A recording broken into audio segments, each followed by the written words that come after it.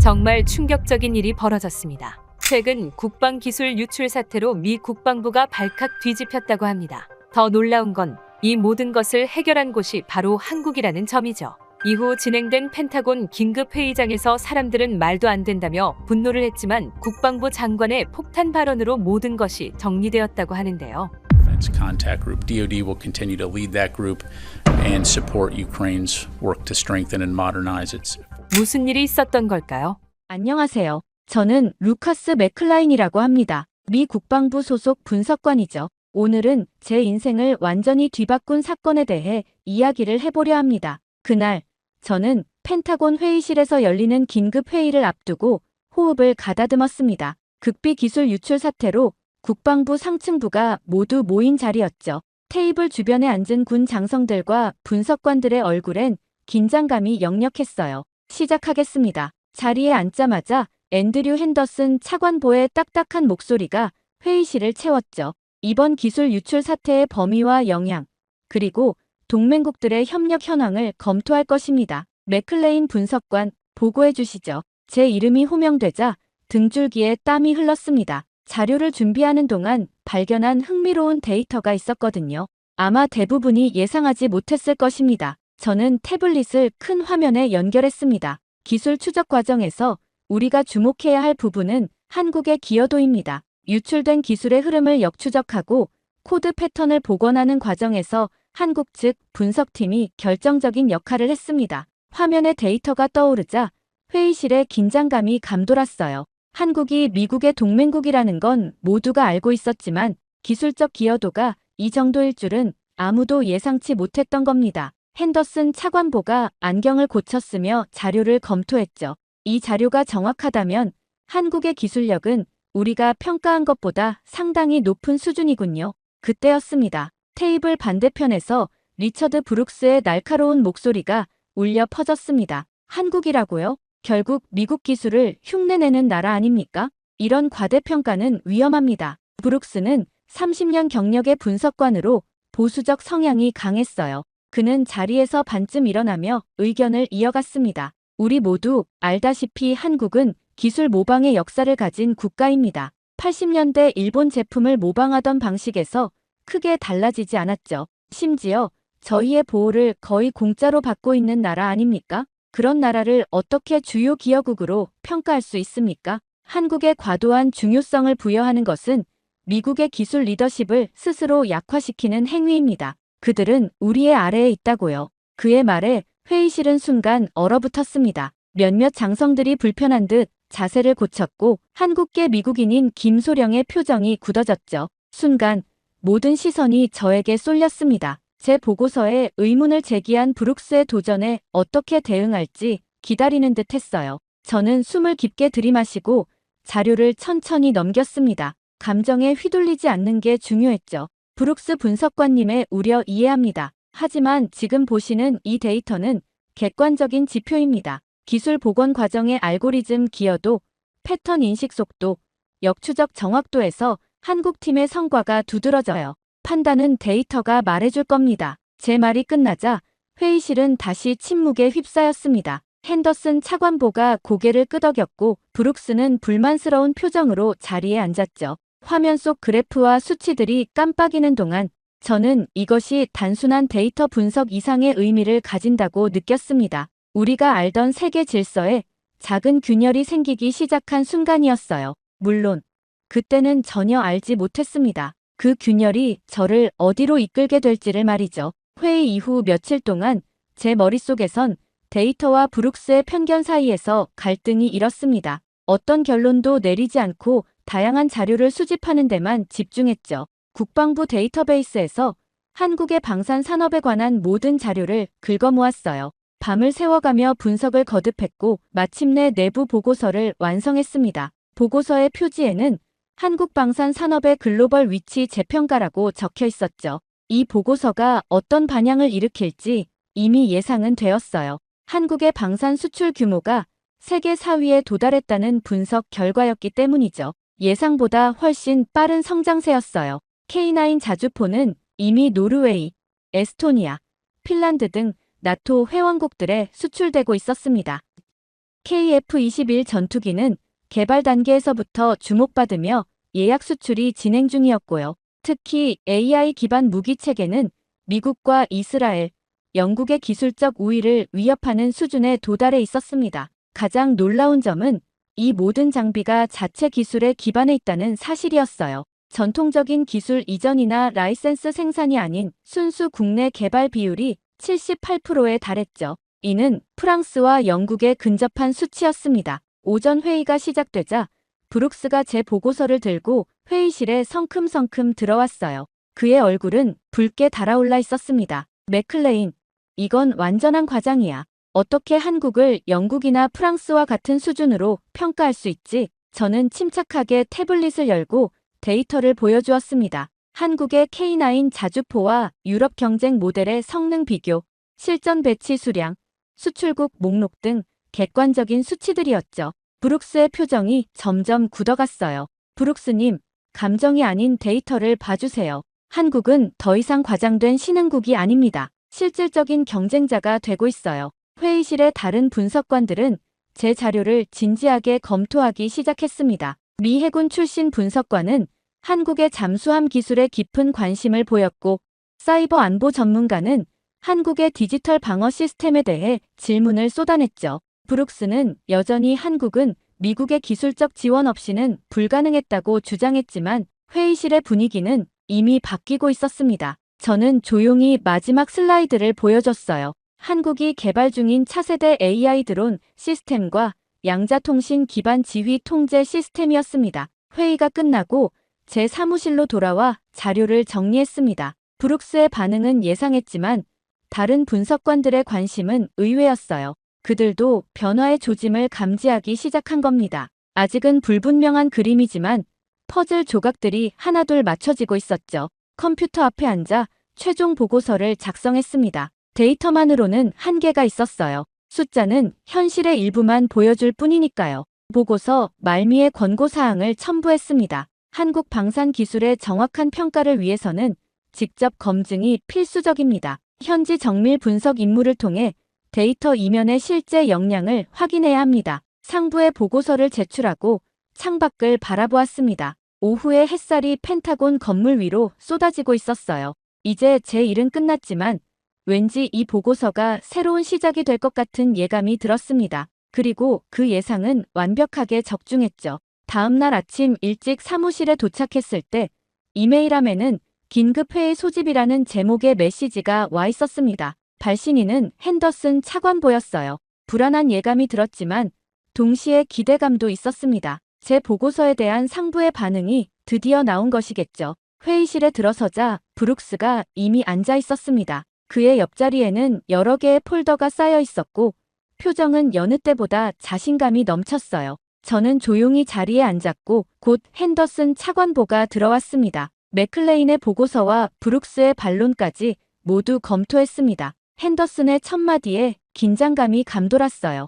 브룩스가 자리에서 미소를 지었습니다. 핸더슨 차관보는 국방부가 한국 방산 기술에 대한 현지 정밀 분석 임무를 공식 승인했다고 발표했습니다. 내일부터 준비에 들어갈 것이라는 말도 덧붙였죠. 브룩스의 미소가 굳어졌어요. 그는 자리에서 벌떡 일어나 이것이 시간 낭비라고 항변했습니다. 한국은 여전히 미국의 기술적 우산 아래 있는 나라일 뿐이라며 추가 보고서를 언급하려 했지만 핸더슨은 손을 들어 그의 말을 중단시켰어요. 핸더슨은 브룩스의 의견은 충분히 들었지만 이 임무는 객관적 데이터 수집이 목적이라고 설명했습니다. 브룩스의 선입견은 이 목적에 도움이 되지 않을 것 같다는 뜻을 분명히 전했죠. 브룩스의 얼굴이 붉게 달아올랐어요. 그는 거칠게 서류를 모으며 분노를 억누르려 노력했습니다. 한국으로 갈 필요가 없는지 확인하려는 그의 질문에 핸더슨은 단호하게 고개를 끄덕이며 그 자리는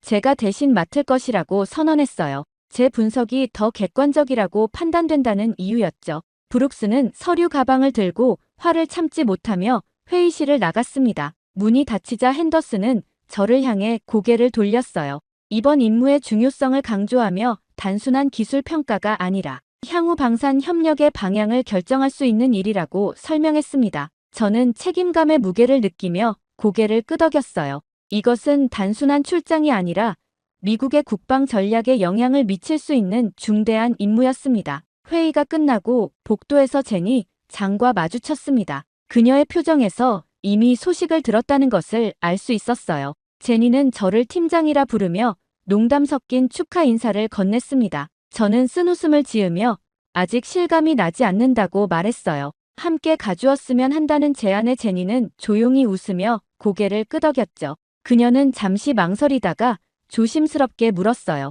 당신 정말 한국에 관심 있었어요? 질문이 의외였습니다. 잠시 생각에 잠기며 창밖으로 시선을 돌렸어요.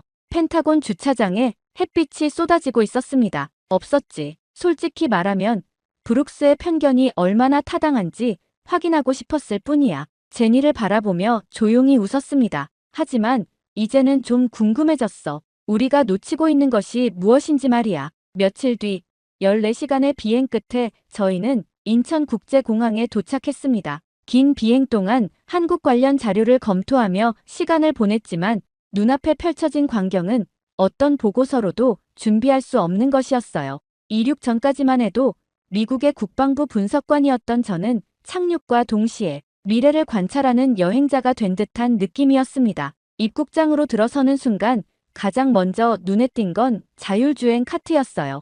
여행객들의 짐을 실은 카트가 레이저 센서를 이용해 사람들 사이를 정확히 헤집고 나아갔습니다. 가이드라인 없이도 가야 할 곳을 정확히 찾아가는 모습이 인상적이었어요. 공항 내 키오스크에는 AI 통역 로봇이 배치되어 있었죠. 다국어 서비스를 제공하며 복잡한 질문에도 자연스럽게 답변하는 모습을 보며 잠시 멈춰 서서 지켜봤습니다. 입국 심사대는 생체인식 시스템으로 사람의 개입 없이 처리되고 있었어요. 제 차례가 되자 눈과 지문, 얼굴 인식을 통해 신원이 순식간에 확인되었습니다. 심사관은 단지 모니터를 확인하는 역할만 하고 있었죠. 모든 과정이 미국에서 경험한 것보다 훨씬 빠르고 효율적이었습니다. 출구에서는 한 남자가 제 이름이 적힌 태블릿을 들고 서 있었어요. 그는 이정훈 대령이었습니다. 예상했던 것보다 젊고 세련된 모습이었어요. 완벽한 영어 발음으로 저를 맞이했죠. 이정훈 대령은 제 짐을 무인 운송 시스템에 맡기고 공항 밖으로 안내했습니다. 외부에는 이미 무인 택시가 대기하고 있었어요. 차에 오르자 그는 목적지를 말하지 않고 단지 손목에 찬 기기를 터치했습니다. 차량이 부드럽게 출발했어요. 창밖으로 펼쳐지는 서울로 향하는 고속도로의 풍경이 흥미로웠습니다. 태양광 패널이 도로 양쪽에 설치되어 있었고 차선 변경과 속도 조절이 모두 자동으로 이루어졌어요. 운전자들은 대부분 핸들에서 손을 떼고 있었습니다. 이정훈 대령은 제 시선을 알아챘는지 미소를 지으며 설명을 시작했어요. 한국의 자율주행도로 시스템은 이미 80% 이상의 차량이 연결되어 있으며 사고율이 72% 감소했다고 합니다. 또한 해킹 방지를 위한 양자 암호화 시스템이 적용되어 있다는 설명도 덧붙였죠. 서울 시내로 들어서자 도시의 모습이 더욱 놀라웠습니다. 건물들은 일반적인 고층 빌딩이었지만 그 기능은 달랐어요. 빌딩 외벽에는 대형 디스플레이가 통합되어 정보를 표시하고 있었고 보행자들은 AR 글래스를 통해 도시와 상호작용하고 있었습니다. 호텔에 도착한 후 잠시 휴식 시간을 가졌어요. 창밖으로 서울 도심의 야경을 바라보며 생각에 잠겼습니다. 미국과 한국의 기술 격차는 수치상으로는 크지 않았지만 실제 적용과 통합 측면에서는 상당한 차이가 있었어요. 이건 단순한 기술 문제가 아니라 사회적 수용과 구현의 차이였습니다. 저녁 식사를 위해 이정훈 대령과 만났을 때 그는 제 생각을 읽기라도 한 듯 말했어요. 한국이 보여줄 것은 총이나 전투력만이 아니라 전장 전체를 새롭게 정의하는 방식이라고 설명했습니다. 그의 말에 고개를 끄덕이며 내일부터 시작될 본격적인 조사에 대한 기대감이 커졌어요. 다음 날 아침 일찍 이정훈 대령이 호텔로 마중을 나왔습니다. 오늘은 용산 국방부를 방문하는 일정이었어요. 차창 밖으로 서울의 아침 풍경이 펼쳐졌습니다. 출근길 사람들은 모두 무언가에 연결된 듯 했어요. 스마트 기기를 통해 걸으면서도 정보를 주고받고 AR 글래스를 쓴 사람들의 모습이 낯설지만 흥미로웠습니다. 용산 국방부에 도착하자 철저한 보안 검색이 이어졌어요. 생체인식, 망막 스캔, 양자 아이디 확인까지 미국 국방부보다 더 엄격한 절차였습니다. 놀랍게도 모든 과정이 10초 내에 완료되었어요. 기술의 발전이 단순히 기능 향상이 아닌 효율성의 극대화로 이어진 사례였죠. 국방부 중앙 브리핑룸으로 안내받았습니다. 방에 들어서자 벽면 전체가 디스플레이로 변했어요. 이정훈 대령이 손목 장치를 조작하자 갑자기 공간 중앙에 3D 홀로그램이 나타났습니다. 지구본 형태로 시작해 점차 확대되며 한국의 방산 지도를 보여주기 시작했어요. 처음에는 단순히 인상적인 시각 효과라고 생각했지만 곧 그 정보의 깊이에 압도되었습니다. K무기 시스템의 전 세계 배치 현황, 실시간 운영 데이터, 유지보수 상태까지 모든 정보가 완벽하게 통합되어 있었어요. 이건 단순한 프레젠테이션이 아닌 살아있는 정보 생태계였습니다. 이정훈 대령은 홀로그램을 조작하며 K9 자주포의 구조를 확대했어요. 3D 모델이 공중에서 분해되며 내부 시스템이 드러났습니다. 특히 눈길을 끈 것은 AI 기반 자율 사격 통제 시스템이었어요. 이 시스템은 기존 미국 모델보다 30% 더 빠른 표적 획득 능력을 가지고 있었습니다. 다음으로 KF-21 전투기로 화면이 전환되었어요. 이 전투기의 스텔스 기능과 무장 시스템이 상세히 표시되었습니다. 특히 전자전 능력이 인상적이었어요. 중국과 러시아 레이더를 회피하는 기술이 독자적으로 개발되어 있었습니다. 홀로그램은 다시 지구본으로 돌아가 한국 방산 수출의 흐름을 보여주었어요. 아시아, 유럽, 중동, 심지어 남미까지 한국의 무기 체계가 수출되고 있었습니다. 특히 폴란드, 터키, UAE와의 대규모 계약이 눈에 띄었어요. 이는 단순한 무기 판매가 아닌 전략적 동맹의 확장이었습니다. 가장 놀라웠던 것은 실전 배치력이었어요. 한국은 무기 시스템을 수출할 뿐만 아니라 완전한 통합 시스템으로 패키지화하고 있었습니다. 다른 나라들이 부품별로 판매하는 것과 달리 한국은 턴키 방식으로 전체 시스템을 제공하고 있었어요. 이런 접근법이 빠르게 시장 점유율을 높이는 비결이었습니다. 홀로그램이 사라지고 회의실의 불이 다시 켜졌어요.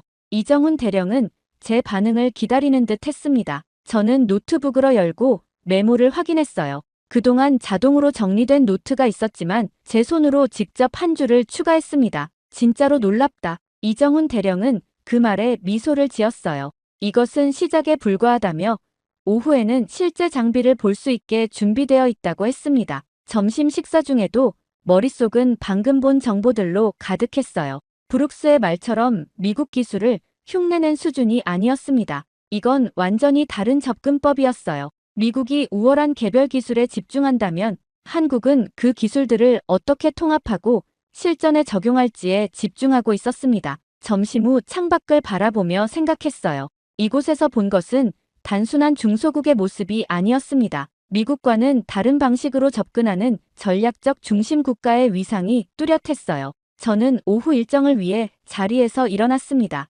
처음으로 우리가 잘못 평가하고 있었던 것은 무엇인가라는 질문이 들었어요. 오후가 되자 이정훈 대령은 저를 평택 기지로 안내했습니다. 차로 이동하는 동안 창밖으로 보이는 한국의 풍경은 현대적 도시와 자연이 어우러진 모습이었어요. 서울을 벗어나 고속도로를 달리는 동안 이정훈 대령은 오늘 볼 실전 훈련에 대해 간략히 설명했습니다. KF-21 실기동 훈련, AI 드론 시뮬레이션, 자율 로봇 병력의 전투 시연이 예정되어 있었어요. 평택 기지에 도착하자마자 특수 군사구역으로 안내받았습니다. 이곳은 일반적인 군사시설과는 다른 분위기였어요. 건물들은 외관상 평범해 보였지만 내부는 완전히 디지털화된 공간이었습니다. 모든 벽면이 터치 인터페이스로 작동했고 실시간 데이터가 흐르고 있었어요. 첫 번째로 KF-21 실기동 훈련을 참관했습니다. 관제실에서 바라본 훈련은 압도적이었어요. 조종사들은 실제 비행과 가상 시뮬레이션을 동시에 진행하고 있었습니다. 실제 KF-21이 하늘을 날고 있는 동시에 조종석 내부에서는 증강현실로 가상의 적기와 교전이 이루어지고 있었어요. 이정훈 대령은 이 시스템이 실전 경험 없이도 조종사들에게 실전과 유사한 훈련을 제공한다고 설명했습니다. 특히 흥미로웠던 점은 AI가 실시간으로 파일럿의 의사결정을 분석하고 최적의 대응책을 제시하는 방식이었어요.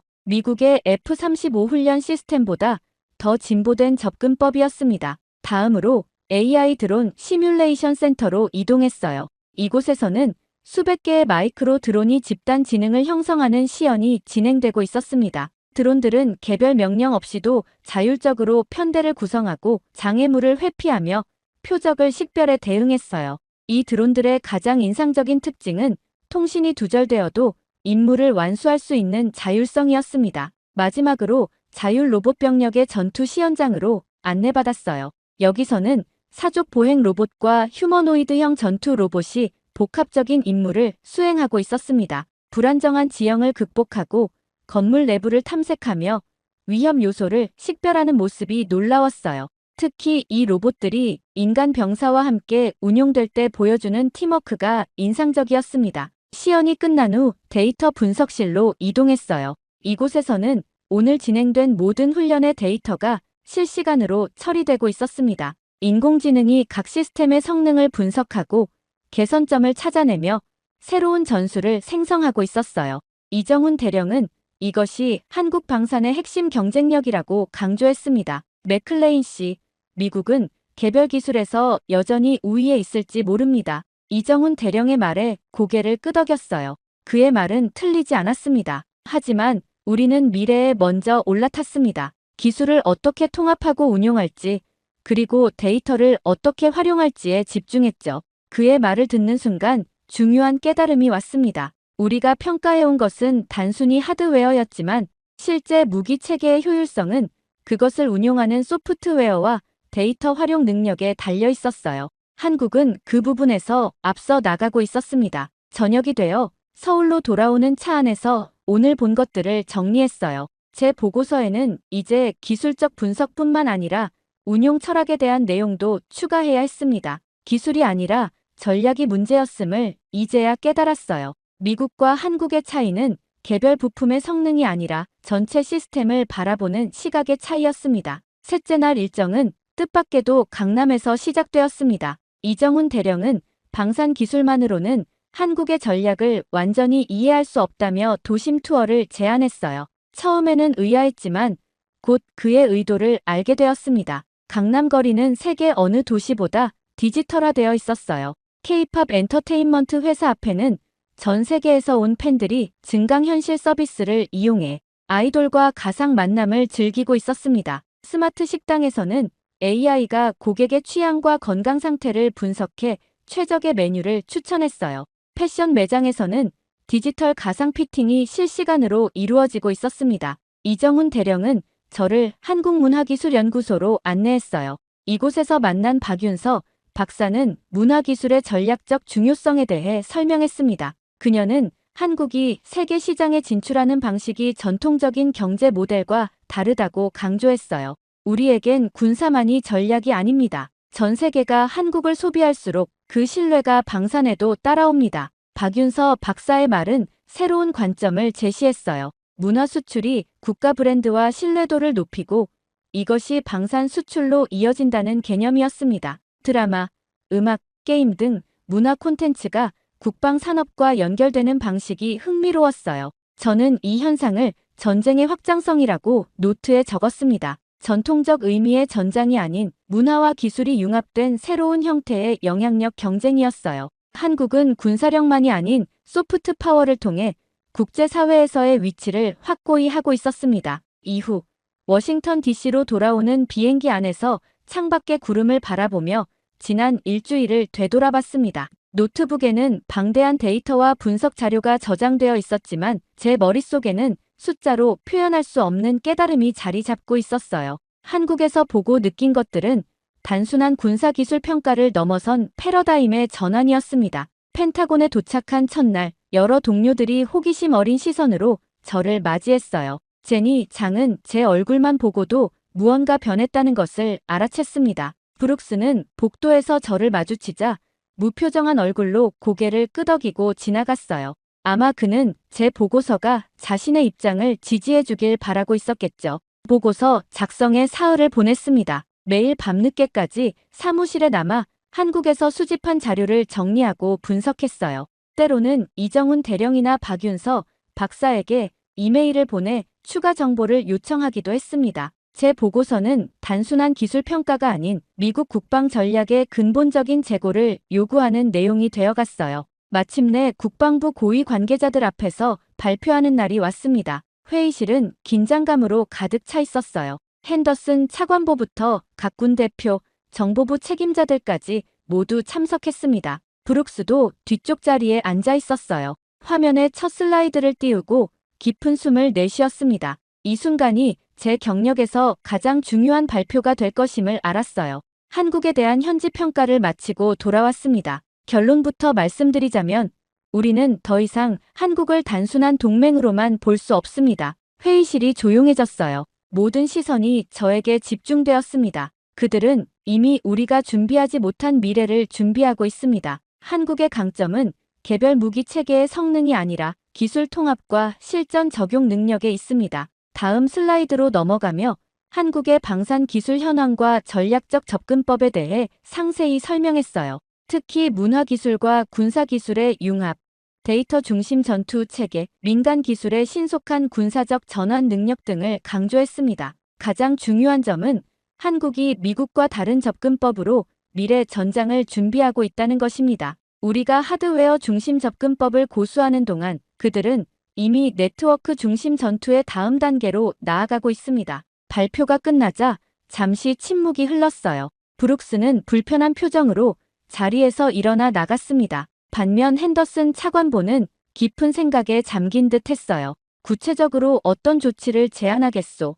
맥클레인, 한국과의 포괄적 협력 체계를 구축해야 합니다. 기술 공유를 넘어 전략적 사고방식의 교류까지 이루어져야 해요. 우리는 세계 최강 군사력을 가지고 있지만 미래 전장의 패러다임은 변화하고 있습니다. 핸더슨 차관보는 고개를 끄덕였습니다. 그는 참석자들을 둘러본 후 결정을 내렸어요. 한국과의 포괄적 협력을 선언한다. 맥클레인, 자네가 책임자가 되게. 회의가 끝나고 사무실로 돌아와 창밖을 바라봤습니다. 워싱턴의 기념물들이 먼 지평선을 장식하고 있었어요. 그 풍경은 여전히 같았지만 제 시각은 완전히 달라져 있었습니다. 한국은 과거에 의존하지 않았다. 그러니 미래를 만들 수 있었던 거지. 자신도 모르게 중얼거린 이 말이 제 머릿속에 오래 남았습니다. 강대국의 그림자에서 자신만의 길을 찾아낸 나라, 겸손하게 배우면서도 대담하게 혁신해온 나라. 이제 미국은 그들에게서 무엇을 배울 수 있을까요?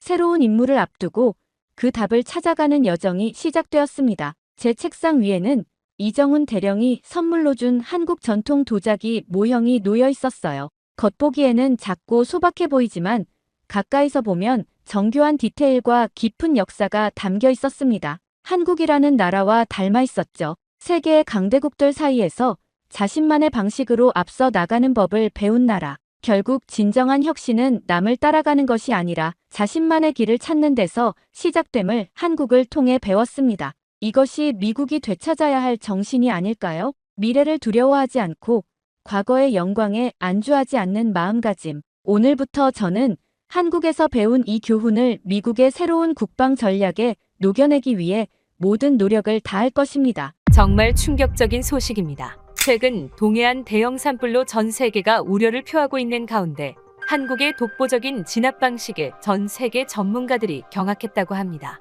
심지어 이 엄청난 위기에서 한국이 보여준 대응력이 해외 언론을 뒤흔들고 있다는데요. 심지어 미국 소방당국에서는 이러한 발언까지 했다고 합니다. tell you, my reaction first and foremost is to step back and remind myself that I'm not. 대체 무슨 일이 있었던 걸까요? 안녕하세요. 저는 CNN 국제부 기자 엘리자 브라운입니다. 오늘은 제 인생을 완전히 뒤바꾼 그날의 이야기를 들려드리려 해요. 그날도 저는 컴퓨터 앞에 앉아 다음 취재 일정을 확인하던 중이었습니다. 그때 편집장 마이클이 창백한 얼굴로 서둘러 뉴스룸에 들어섰죠. 눈빛만 봐도 알았습니다. 또 어딘가에서 큰 일이 터졌다는 신호였어요. 엘리자, 지금 한국에서 대형 산불이 발생했어. 지금 빠르게 확산 중이래. 마이클의 다음 말이 떨어지기도 전에 뉴스룸은 순식간에 긴장감으로 가득 찼습니다. 모니터마다 한국 산불 관련 속보가 올라오기 시작했어요. 붉게 타오르는 불길 사이로 허둥지둥 대피하는 주민들, 밤하늘을 뒤덮은 검은 연기 영상이 계속해서 흘러나왔습니다. 산불 피해 대응이라면 우리가 익숙한 이슈인데 한국은 다를까? 누군가의 말에 모두 고개를 끄덕였죠. 그도 그럴 것이 미국에서는 매년 대형 산불을 경험합니다. 캘리포니아, 오레곤, 콜로라도. 산불 취재는 저희에게 너무나 익숙한 일이었어요. 하지만 한국에서 발생한 이런 대형 산불은 처음 접하는 소식이었습니다. 마이클이 갑자기 제 이름을 불렀습니다. 엘리자, 너 지금 당장 한국으로 가야겠어. 순간 숨이 멎는 느낌이었어요. 지금까지 아시아 지역 취재는 주로 정치나 경제 관련 이슈였지, 재난 현장은 처음이었습니다. 머릿속이 복잡해지는 순간 마이클이 다시 말을 이었죠. 이번엔 우리가 한국을 돕는 쪽이지만 오히려 그들의 반응을 주목해보자. 어떻게 위기에 대응하는지, 사회적 결속력은 어떤지. 세계적 위상이 높아진 한국의 진짜 모습을 볼 수 있는 기회야. 마이클의 말에 고개를 끄덕이며 자리에서 일어났습니다. 짐을 꾸리고 출국 준비를 하는 동안 머릿속은 온통 한국에 대한 생각으로 가득 찼어요. 한국을 방문한 적은 있지만 재난 현장에서의 한국은 어떤 모습일까? 미국처럼 혼란스러울까? 아니면 다른 모습일까? 그렇게 출발 2시간 전 마이클이 동행자를 소개했습니다. 아시아 전문 기자 빌러 존슨이었죠. 평소 아시아 국가, 특히 한국에 대해 비판적인 시각을 가진 것으로 유명한 사람이었습니다. 빌러는 저를 보자마자 비웃듯 말했어요. 재난 상황에서 본색이 드러난다고들 하지. 드디어 한국에 가려진 진실을 확인해볼 좋은 기회야. 우리가 보던 반짝이는 K-팝과 화려한 서울의 이면을 볼 수 있겠어. 빌러의 냉소적인 태도에 불편함을 느꼈지만 반박하지 않았습니다. 사실 저도 궁금했으니까요. 대한민국이라는 나라가 위기 상황에서 어떤 모습을 보여줄지. 비행기에 오르면서 노트북을 열고 한국의 산불 관련 자료들을 검토했습니다. 강릉, 동해 지역의 지리적 특성, 과거 산불 대응 사례, 최근 강원도 지역의 기상 상황까지. 하지만 자료보다 더 마음에 걸린 건 한국에 대한 선입견이었어요. 한국 도착 전부터 과연 선진국처럼 대응할 수 있을까? 라는 시선을 가진 저와 빌러가 과연 공정한 취재를 할 수 있을까 하는 의문이 들었습니다. 인천공항에 도착했을 때는 이미 한국 시간으로 다음날 아침이었어요. 이후 인천에서 산불 피해 지역인 강릉으로 향하는 길은 생각보다 고요했습니다. 도로변에 간간히 보이는 산불 피해 지역. 돕기 현수막과 모금함들이 우리가 가는 방향이 맞다는 것을 알려줬죠.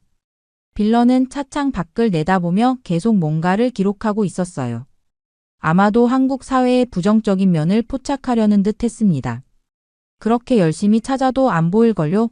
운전을 맡은 현지 가이드 정 씨가 미소를 지으며 말했습니다. 우리나라 사람들 이런 때 더 하나가 됐거든요. 빌러는 코웃음을 치며 모든 나라가 재난 앞에서는 그렇게 말아줘라고 대꾸했어요. 저는 그저 침묵했습니다.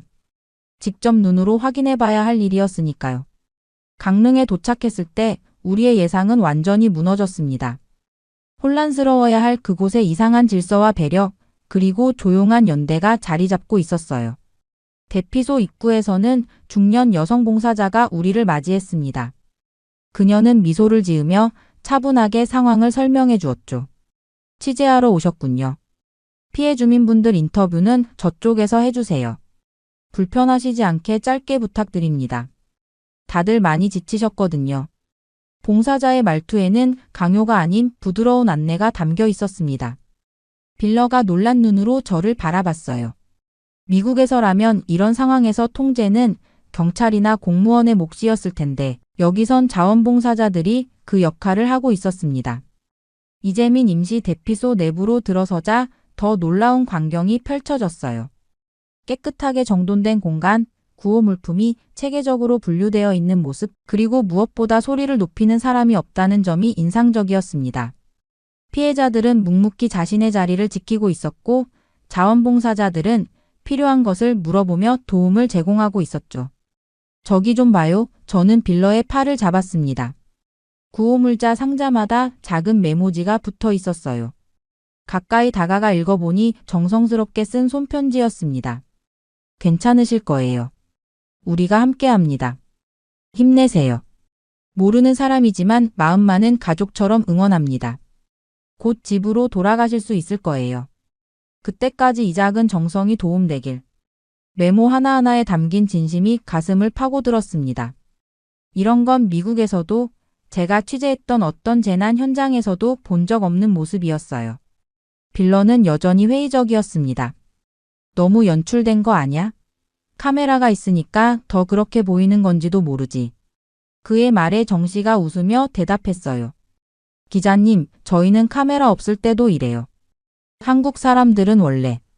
그 말을 듣던 중에 갑자기 한 노인이 우리에게 다가왔습니다.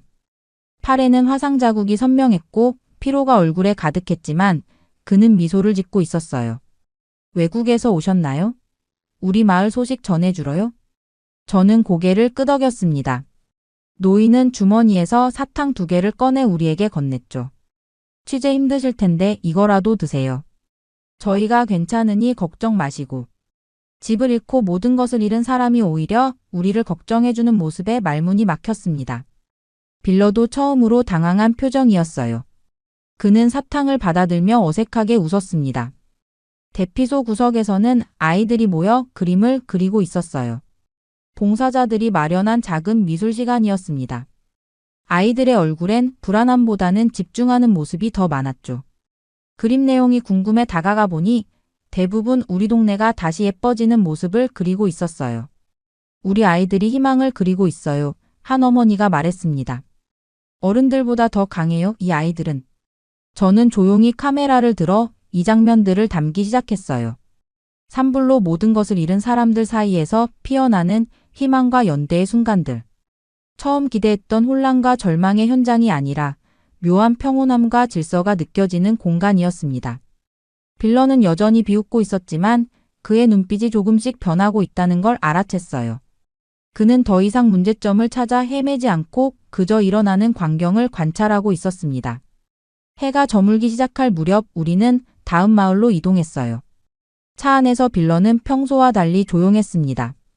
노트북을 열어 오늘 찍은 사진들을 정리하며 저는 생각했습니다. 이곳에서 우리가 보고 있는 건 단순한 재난 대응이 아니다. 한국 사회의 내면, 그들이 말하는 공동체 정신이 가장 극명하게 드러나는 순간이다. 창밖으로 보이는 숲은 여전히 타고 있었지만 그 불길 속에서도 한국은 무너지지 않고 있었어요. 오히려 더 단단해지고 있었습니다. 저는 조용히 묻습니다. 우리 미국이라면 이런 상황에서 어땠을까? 다음 날 아침 CNN 본사에서 화상회의가 있었습니다.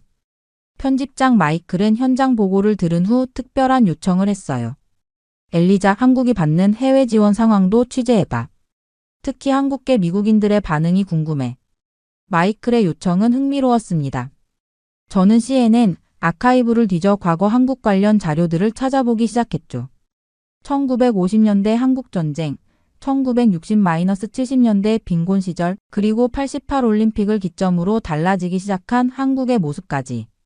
불과 반세기 전만 해도 한국은 세계 각국의 원조를 받던 나라였습니다. 홍수, 가뭄, 기근 등 재난이 있을 때마다 미국을 비롯한 국제사회가 한국을 돕던 시절이 있었죠. 시대가 참 바뀌었군요. 저는 호텔 로비에서 아침 식사를 하며 빌러에게 말했어요. 이제는 한국이 세계 곳곳에 원조를 보내는 나라가 됐으니까요. 빌러는 여전히 날카로웠습니다. 그래서 선진국 흉내를 내고 있다는 거야? 아니요, 그런 뜻이 아니라. 말을 채 있기도 전에 휴대폰이 울렸습니다. 서울주재 CNN 특파원 데이비드였어요. 그는 재미 한인회가 대규모 후원을 진행 중이라는 소식을 전해줬습니다. 당장 서울로 올라와 취재할 것을 권했죠. 서울로 향하는 KTX 안에서 저는 노트북을 펼쳐 재미 한인사회 소식을 찾아보았습니다. 놀랍게도 로스앤젤레스, 뉴욕, 시카고 등 미국 전역의 한인 커뮤니티에서 대규모 모금 활동이 진행 중이었어요. 심지어 2-3세 한인들까지 적극적으로 참여하고 있었습니다. 이번 주 동해안 산불 피해자를 위한 후원금이 이미 200만 달러를 넘어섰습니다. 한인 커뮤니티는 물론 미국 현지인들의 참여도 이어지고 있습니다. LA 한인 방송의 뉴스 기사를 읽으며 가슴이 뭉클해졌습니다. 2-3세 한인 청년들의 인터뷰 내용은 더욱 감동적이었어요. 할머니, 할아버지 세대가 미국에 와서 정착할 수 있었던 건 한국전쟁 후 국제사회의 도움이 있었기 때문이라고 배웠어요. 이제 우리가 당신들을 지켜줄 차례입니다. 빌러도 함께 보고 있었습니다. 그의 표정이 미묘하게 변했어요. 흥미롭군. 원조를 받던 나라가 이제는 원조를 주는 나라가 됐죠. 저는 그의 말을 이었습니다. 그리고 그들이 받은 도움을 잊지 않고 있어요. 서울에 도착해 우리는 곧장 강남의 한 호텔로 향했어요. 재미 한인의 대표단이 산불 피해 지원 관련 기자회견을 열고 있었습니다. 회견장은 기자들로 가득 차 있었죠. 저와 빌러도 간신히 자리를 잡았어요. 한인의 대표 박지성 씨 실명과 무관는 차분한 목소리로 말했습니다. 우리는 이미 300만 달러의 후원금을 모았습니다. 이것은 금액의 문제가 아닙니다. 우리 부모님 세대가 받았던 사랑을 돌려드리는 마음입니다. 박 대표의 옆에는 30대로 보이는 젊은 여성이 앉아 있었어요. 그녀는 영어로 자신을 소개했습니다. 시카고에서 태어나 자란 2세 한국계 미국인 변호사라고 했죠. 저는 한국어를 잘 못합니다. 하지만 부모님으로부터 한국의 정신, 정의라는 것을 배웠어요. 여러분이 보내주신 후원금에는 단순한 돈 이상의 의미가 담겨 있습니다. 그것은 바로 우리는 당신들을 잊지 않았다는 메시지입니다. 그녀의 말에 회견장은 잠시 조용해졌어요. 저는 서둘러 이 순간을 카메라에 담았습니다. 한국계 미국인 2세가 모국을 향해 보내는 진심 어린 연대의 메시지. 이것은 단순한 국제 원조 이상의 의미를 담고 있었죠. 회견이 끝나고 저는 박 대표에게 다가가 추가 인터뷰를 요청했습니다. 그는 흔쾌히 수락했죠. 미국에 사는 한국인들에게 이번 산불은 어떤 의미인가요? 저는 물었습니다. 박 대표는 잠시 생각하더니 깊은 한숨을 내쉬었어요. 1950년대 한국전쟁 직후 미국은 우리에게 희망이었습니다. 불과 70년 만에 한국은 세계 10위권 경제대국이 되었죠. 하지만 물질적 성공보다 중요한 건 우리가 받은 도움을 잊지 않는 마음입니다. 이번 산불 피해는 안타깝지만 한국계 미국인들이 자신의 뿌리를 잊지 않았다는 것을 보여주는 기회이기도 합니다. 그의 말에 깊이 공감했습니다. 역사적 관점에서 보면 한국은 원조를 받던 나라에서 이제는 원조를 주는 나라로 완전히 바뀌었어요. 더 놀라운 건 그 과정에서 과거의 도움을 잊지 않고 감사함을 간직하고 있다는 점이었습니다. 빌러는 여전히 입가에 냉소적인 미소를 띠고 있었지만 그 강도가 현저히 약해졌어요. 감성파리처럼 들릴 수도 있겠지만 어쨌든 인상적이야. 감성파리가 아니에요, 빌러, 제가 말했습니다. 이건 그들의 진짜 모습이에요. 우리가 처음 기대했던 것과는 전혀 다른. 호텔을 나오면서 저는 CNN 본사에 속보를 전송했습니다. 과거 도움을 받던 나라에서 이제는 성숙하게 도움을 주고받는 나라로. 한국의 산불 대응과 재미 한인사회 연대. 그리고 이 기사의 마지막에 저는 이렇게 덧붙였어요. 때로는 재난이 한 나라의 진정한 모습을 보여주는 창이 된다. 한국은 그 창을 통해 우리에게 성숙한 글로벌 시민의식을 보여주고 있다. 그렇게 다시 강원도로 향하는 길, 우리는 산불 피해가 가장 심각했던 동해시 인근 마을을 찾았습니다. 도착하자마자 눈에 들어온 건 길가에 늘어선 밥차들이었어요. 자원봉사자들이 피해 주민들과 구호 인력을 위해 따뜻한 식사를 준비하고 있었죠. 저기 좀 봐요, 빌러. 저는 특히 나이 지긋한 어르신들이 앞치마를 두르고 음식을 나눠주는 모습을 가리켰습니다. 저분들도 자원봉사자인가 봐요. 가까이 다가가 보니 칠수는 넘어 보이는 할머니들이 김치찌개와 된장찌개를 끓이고 있었어요. 그분들의 손길은 분주했지만 얼굴에는 미소가 가득했습니다. 저는 정 씨에게 통역을 부탁했죠. 할머니, 여쭤봐도 될까요? 왜 이렇게 먼 곳까지 오셔서 자원봉사를 하세요? 할머니는 주걱을 잠시 내려놓고 저를 바라보았습니다. 그리고는 간단히 대답하셨어요. 우리도 힘들 때 이웃의 도움 받았지. 이제 우리가 도울 차례야. 정 씨가 통역해주자 빌러도 놀란 눈치였습니다. 그는 곧바로 질문했어요. 어디서 오셨나요? 이분들은 피해자가 아닌가요? 통역을 듣자 할머니는 웃으셨습니다. 서울에서 오셨다고 해요. 그것도 자식들 몰래 친구들과 함께 기차를 타고 왔다고 했죠. 나이 먹으면 뭐해? 쓸모가 있어야지. 그 말을 듣자 가슴 한켠이 뜨거워졌습니다.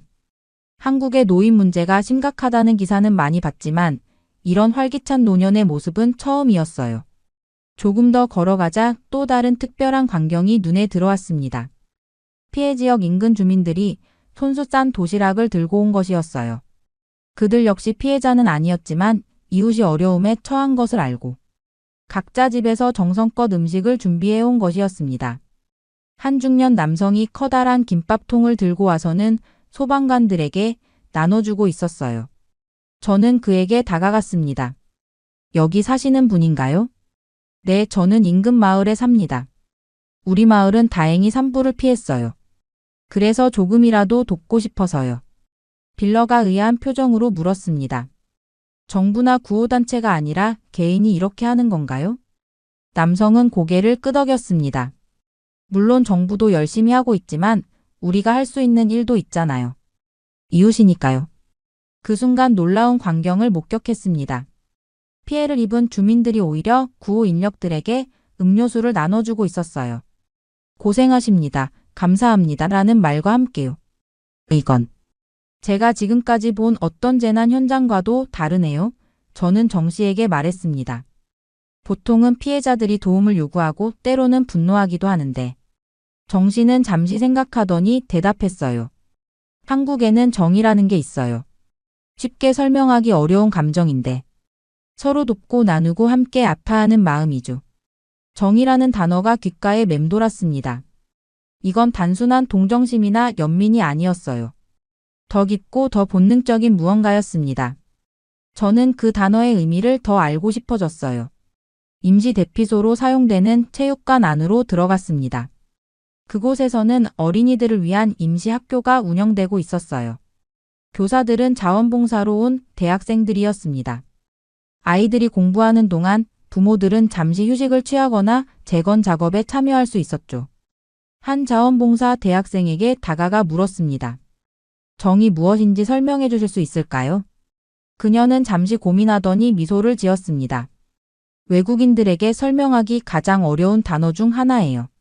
굳이 말하자면 상대방을 나의 일부처럼 여기는 마음, 가족이 아니어도 가족처럼 느끼는 감정이라고 할까요? 빌러가 끼어들었습니다. 그런 건 어느 나라에나 있지 않나요? 공동체 의식이라고 할까? 대학생은 고개를 살짝 흔들었어요. 비슷하지만 조금 달라요.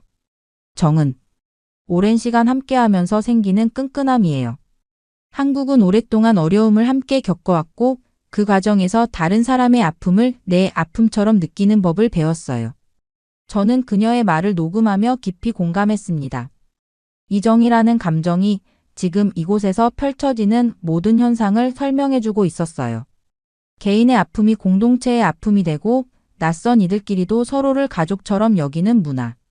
이것이 바로 한국의 재난 대응이 미국과 근본적으로 다른 이유였습니다. 체육관 밖으로 나오자 한 노인이 화상 입은 손으로 조심스럽게 초콜릿을 건네주었어요. 외국에서 온 기자님들 고생이 많지요. 이거라도 드세요. 갑자기 목이 메어왔습니다.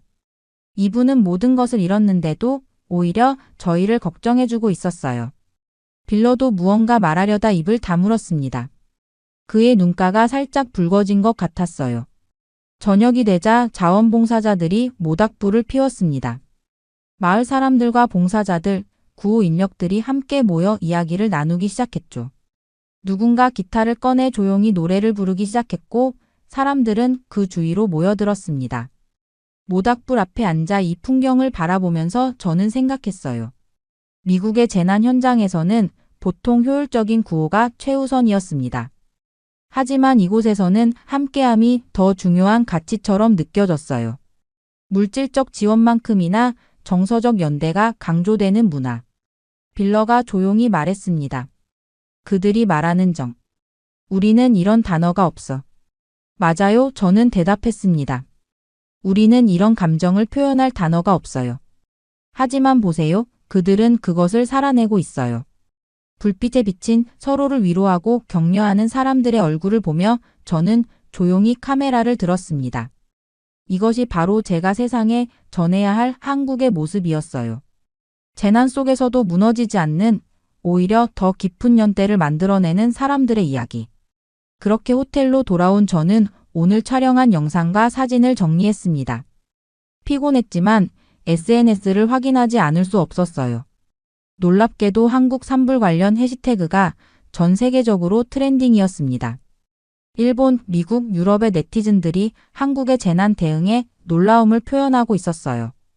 한국은 왜 이렇게 서로를 챙기는가? 재난 속에서도 질서정연한 한국인들, 이것이 진정한 선진국의 모습 같은 댓글들이 쏟아지고 있었죠. 특히 눈에 띈 건 한국 내 자발적 기부 행렬과 손편지 캠페인이었습니다. 전국의 초등학생들이 피해 지역에 보낸 힘내세요. 우린 함께해요. 그림 엽서가 SNS를 통해 급속도로 퍼지고 있었어요. 심지어 동물 보호를 위한 시민들의 자발적 모금과 구조 활동까지 이어지고 있었습니다. CNN 본사에서 연락이 왔어요. 영상 편집팀이 제가 보낸 자료를 보고 감동했다는 메시지였습니다. 우린 지금 이런 따뜻한 콘텐츠가 필요했어라는 말과 함께 이 내용을 특집으로 다루고 싶다는 의견이었어요. 빌러와 저는 로비에서 커피를 마시며 다음 취재 계획을 세웠습니다. 그의 표정이 어제와는 다르게 생각에 잠긴 모습이었어요. 이상하게도 내가 예상했던 것과 완전히 달라. 빌러가 갑자기 말했습니다. 이건 좀 예상 못했네. 저는 미소를 지었어요. 그래서 우리가 현장에 오는 거죠. 책상에서 상상했던 것보다 현실은 항상 더 복잡하고 때로는 더 아름답잖아요. 빌러는 고개를 끄덕였습니다. 내가 알던 한국은 삼성, 현대, K-팝 같은 것들이었어. 하지만 지금 보고 있는 건 그 이면에 있는 무언가야. 우리는 SNS에서 화제가 되고 있는 장소들을 취재 목록에 추가했습니다. 특히 전국 각지에서 모여든 자원봉사자들의 이야기와 해외 각국의 반응을 집중적으로 담기로 했어요. 그날 밤 저는 미국의 가족들에게 메시지를 보냈습니다. 여기서 내가 보고 있는 건 단순한 재난 뉴스가 아니야. 한 나라의 영혼을 보고 있는 것 같아. 아침에 일어나 창밖을 내다보니 서울 거리에는 산불 피해 지역 돕기 포스터가 곳곳에 붙어 있었습니다.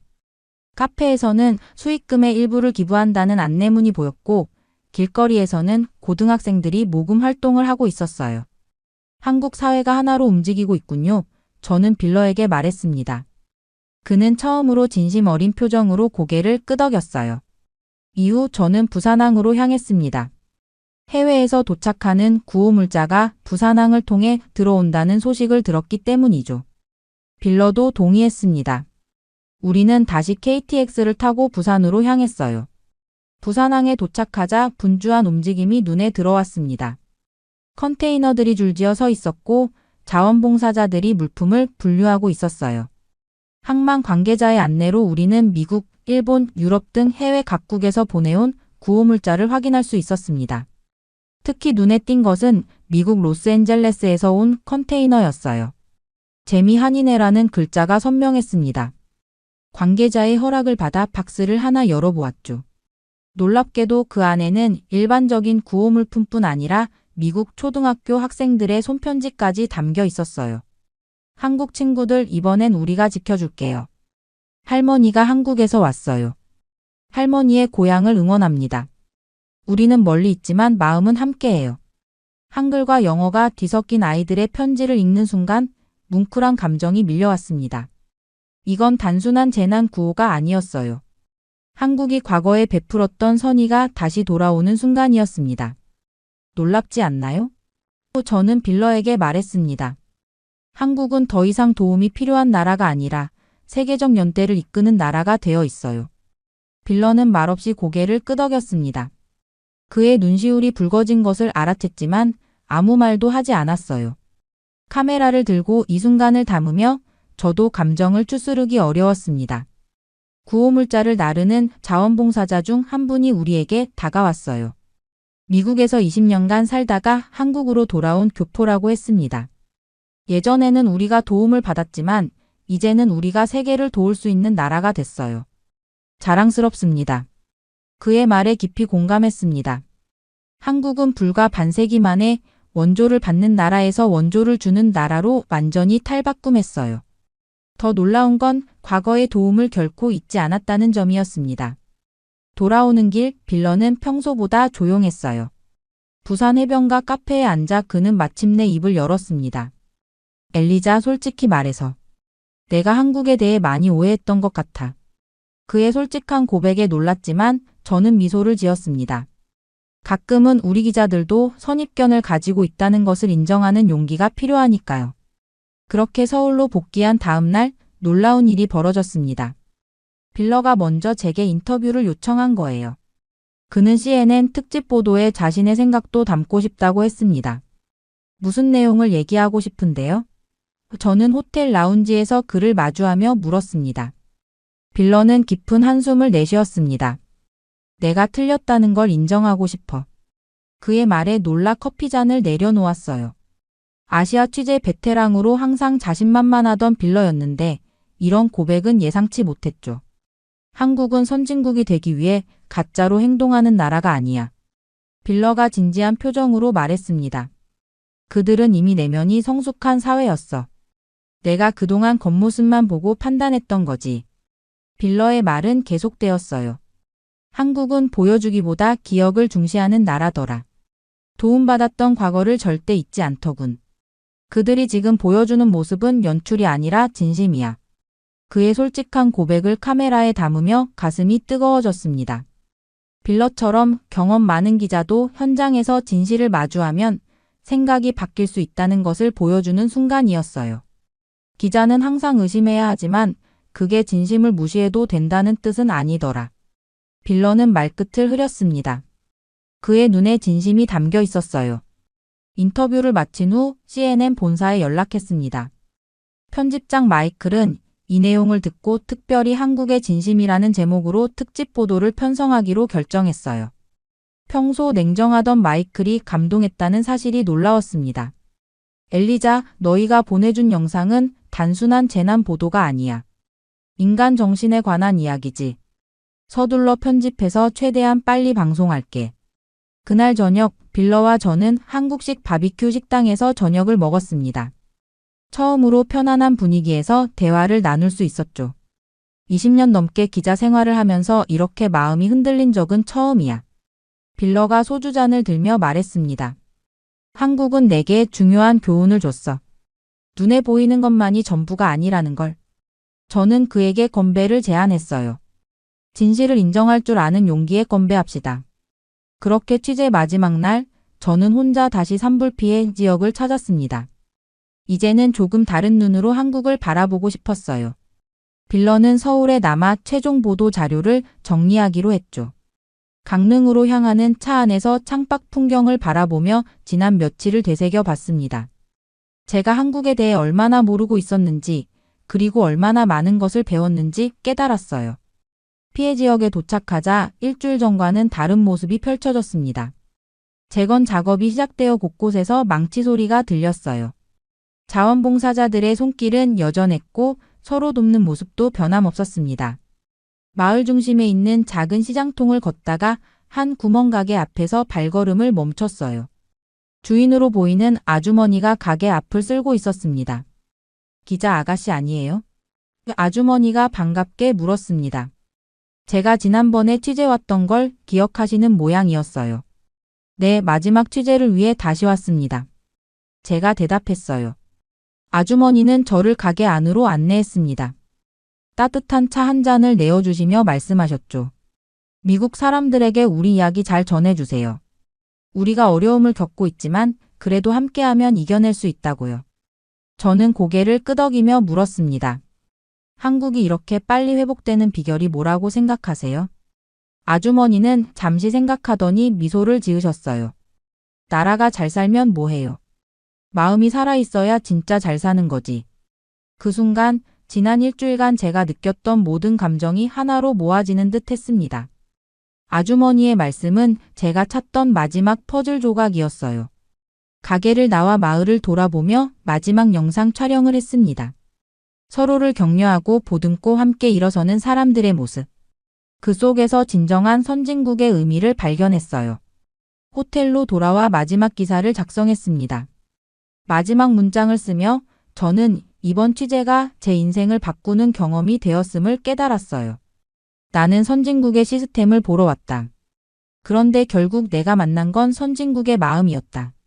인천공항으로 가는 길 빌러에게 전화가 왔습니다. CNN 본사에서 우리의 특집 보도가 큰 반향을 일으키고 있다는 소식이었어요.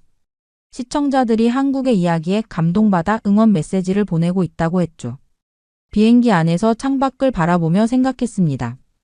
이제 한국은 제게 단순한 취재 대상이 아니었어요.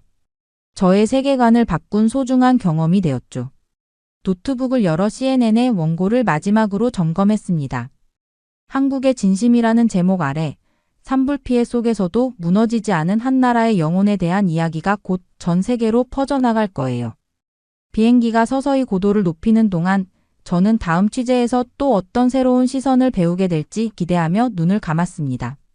정말 믿기 힘든 일이 벌어졌습니다. 최근 미군 병사들의 한국 귀화 신청이 급증하면서 미 국방부가 발칵 뒤집어졌다고 합니다. 단순한 해외 근무가 아닌 국적을 바꾸겠다는 사람들이 늘어나며 국민들의 혼란 또한 급증하고 있다고 하는데요. 모든 과정을 지켜보던 한 국방 심리학자는 결국 이러한 발언을 했다고 합니다. Union and financial stabilization and in making its reforms.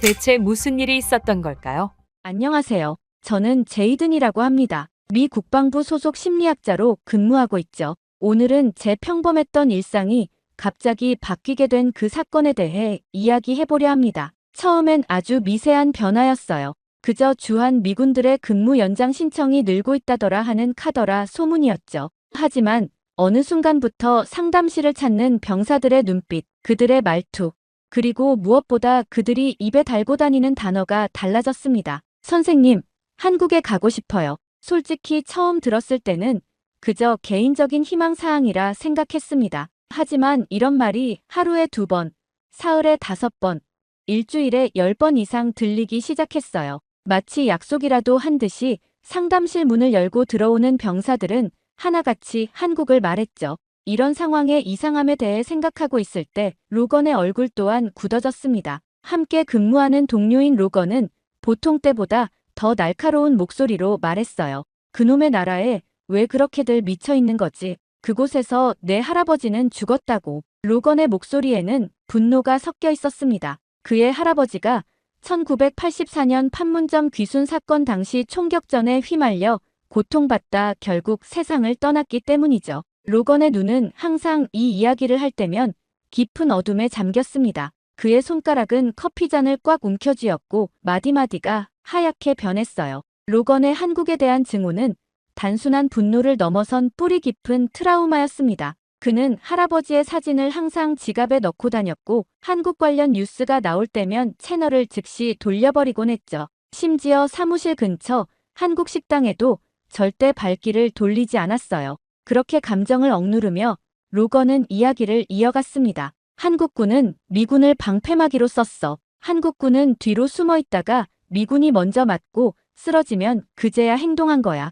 로건의 목소리는 점점 떨려왔어요. 그의 어깨는 과거의 무게에 짓눌려 있었죠. 저는 로건의 감정에 공감하지는 않았지만 그의 아픔을 이해하려 노력했습니다. 제 손을 그의 어깨에 올리며 말했어요. 저는 로건의 어깨에 손을 올리며 그의 감정을 위로했습니다. 사실 저는 한국에 대해 아는 게 거의 없었거든요. 그저 분단된 반도, 삼성과 현대가 있는 나라, 김치와 불고기 정도가 제가 아는 전부였죠. 저는 아무런 편견 없이 그저 중립적인 시각을 유지하려 했습니다. 하지만 로건에게 한국은 이미 할아버지를 앗아간 나라였어요. 이후 책상에 앉아 다음 상담 기록을 정리하며 이런 의문에 대한 답을 찾게 될 날이 생각보다 빨리 올지도 모르겠다는 예감이 들었습니다. 그리고 그 예감은 놀랍게도 정확했죠. 다음 날에도 대기실엔 여러 병사들이 앉아 있었어요. 그들의 눈빛에서 이미 무슨 이야기를 들을지 짐작할 수 있었죠. 한국에 관한 이야기들이 점점 더 빈번해지고 있었습니다. 첫 번째로 들어온 젊은 병사는 의자에 앉자마자 한국에 대한 이야기를 꺼냈어요. 한국에 가면 병원도 금방 끝나요. 아프면 당일에 바로 진료받을 수 있대요. 저는 무표정을 유지하며 고개를 끄덕였습니다. 제 앞에 앉은 병사는 눈빛이 반짝이며 계속해서 한국에 대한 찬사를 이어갔어요. 인터넷도 세계에서 제일 빠르고 음식은 늦게 배달되면 할인해 준다던데요. 교통도 정확하게 시간 맞춰 다닌다고요. 정말 깔끔한 나라인 것 같아요. 이런 이야기는 처음이 아니었습니다. 최근 몇 주 동안 상담실을 찾는 병사들의 대화 주제는 하나같이 한국으로 시작해서 한국으로 끝났어요. 이전에는 주로 고향 이야기나 가족 걱정, 부대 생활의 스트레스를 토로했던 병사들이 갑자기 한국의 편리함과 효율성에 매료되었다는 겁니다. 저는 상담 노트에 꼼꼼히 기록하며 반신반의했죠. 그들의 말이 과장된 것인지 아니면 정말 그런 나라가 존재하는지 의심스러웠습니다. 병사들의 설명은 마치 미래 도시를 묘사하는 것 같았어요. 현실보다는 동경과 환상에 가까운 이야기처럼 느껴졌습니다. 점심시간 구내식당에서 로건과 마주쳤어요. 그의 표정은 여전히 어두웠습니다. 제가 상담 내용에 대해 말하려 하자 로건은 젓가락을 내려놓으며 한숨을 내쉬었죠. 너까지 그쪽으로 기울지 마. 한국은 그럴싸한 겉모습 뒤에 비겁함이 숨어있는 나라라고. 로건의 눈에는 깊은 아픔이 서려 있었습니다. 할아버지의 상처가 그대로 로건에게 이어진 것이 보였어요. 저는 말없이 음식에 집중했습니다. 로건의 감정을 건드리고 싶지 않았죠. 오후 상담에서도 한국 열풍은 계속되었습니다. 한 병사는 스마트폰을 꺼내 한국의 지하철 시스템 영상을 보여주기도 했어요. 다른 병사는 한국의 배달 문화에 대해 신기해하며 이야기했고, 또 다른 병사는 한국의 의료 시스템 효율성을 칭찬했습니다. 상담이 끝난 후 사무실로 돌아오는 길 복도에서 로건과 다시 마주쳤어요. 그는 제 표정을 살피더니 고개를 저었습니다. 아마도 제 얼굴에 혼란스러움이 그대로 드러났나 봐요. 로건은 창밖을 바라보며 중얼거렸습니다. 모두가 환상에 빠져 있어. 표면만 보고 속에 무엇이 있는지는 보지 못하는 거지. 그날 밤 집으로 돌아가는 길에 저는 병사들의 이야기를 곱씹었습니다. 그들의 말이 실제인지 아니면 집단적인 환상인지 궁금해졌어요. 물론 그때는 알지 못했죠. 곧 제 인생을 완전히 뒤집을 사건이 일어날 거란 사실을 말입니다. 어느 날 아침 부서장의 메일이 제 모니터 화면에 떴습니다. 제목만 봐도 심장이 빠르게 뛰기 시작했어요. 긴급 주한미군 심리상담 임시 인력 충원 제이든 로건 동시 파견. 메일을 열자마자 눈에 들어온 단어들이 제 머릿속을 어지럽혔습니다. 다음 주 즉시 준비. 부서장의 사무실 문을 두드리기 전 로건의 반응이 걱정되었어요. 제 예상대로 로건의 사무실에서는 이미 소란이 일어나고 있었습니다. 문 앞에 서니 로건의 격앙된 목소리가 들려왔죠. 문을 열고 들어서자 로건이 주먹으로 책상을 내리치는 모습이 보였어요. 책상 위의 물건들이 진동으로 흔들렸고 커피잔이 넘어져 갈색 액체가 서류들 위로 번졌습니다. 로건의 얼굴은 분노로 일그러져 있었고 관자놀이의 핏줄이 튀어나와 있었어요. 부서장은 한 발짝 물러서며 침착함을 유지하려 애쓰고 있었죠. 부서장은 저를 보자 반가운 듯 고개를 끄덕였어요. 제이든 좋은 타이밍이야. 방금 로건에게 설명하던 참이었어. 로건은 제 방향으로 돌아보며 도움을 요청하는 눈빛을 보냈습니다. 마치 넌 내 편이지? 라고 묻는 듯 했어요. 저는 난처한 표정을 지으며 부서장 앞에 섰습니다. 부서장은 상황을 차분히 설명했어요. 주한미군 기지 내 심리상담사 2명이 동시에 가족 응급 상황으로 미국으로 돌아가게 되었다고 합니다. 그곳의 병사들은 상담소 없이 몇 주를 보낼 수 없는 상황이었죠. 그리고 부서장의 선택은 우리 둘이었습니다. 이건 명령이야. 거부할 수 없어. 부서장의 말에 로건의 표정이 더욱 어두워졌어요. 저는 혼란스러웠습니다. 한편으로는 호기심이 생겼어요. 그동안 병사들이 말해온 한국의 모습을 직접 볼 기회였으니까요. 하지만 다른 한편으로는 로건을 걱정했습니다. 그에게 한국은 트라우마의 땅이었으니까요. 로건은 부서장이 나간 후에도 계속해서 분통을 터뜨렸습니다. 그의 온몸은 분노로 떨리고 있었어요. 서류철을 집어 벽으로 내던지자 종이들이 공중에 흩어졌고 사무실 유리창을 향해 커피잔을 던지려다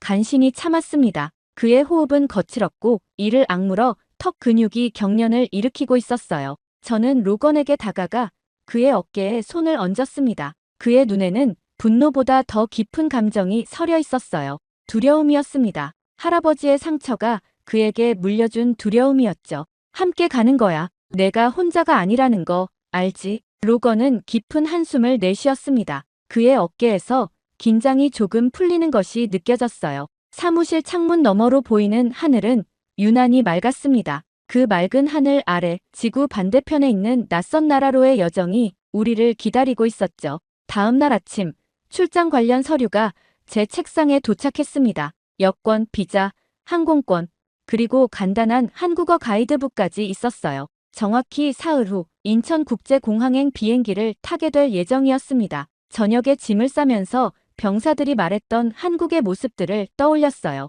그들의 말처럼 모든 것이 빠르고 효율적인 나라일까? 아니면 로건의 말처럼 겉모습만 그럴싸한 나라일까? 제 마음속에는 궁금증과 설렘, 그리고 약간의 불안함이 교차했습니다. 출발 당일 공항에서 로건을 만났어요. 그는 여전히 굳은 표정이었지만 이전보다는 차분해 보였습니다. 우리는 서로 다른 감정을 안고 같은 비행기에 올랐죠. 12시간의 비행 동안 저는 한국어 가이드북을 펼쳤고 로건은 창밖만 바라보았습니다. 서울로 향하는 비행기 안에서 우리의 서로 다른 여정이 시작되고 있었어요. 마침내 비행기 창문 너머로 한국 땅이 점점 가까워졌습니다. 저 아래 바다와 육지가 만나는 지점, 그곳이 인천이라고 했죠. 무려 12시간이 넘는 비행 끝에 인천국제공항에 도착했습니다. 비행기 바퀴가 활주로에 닿는 순간 로건의 손은 팔걸이를 꽉 움켜쥐었어요. 그의 얼굴에는 여전히 불편함이 역력했습니다.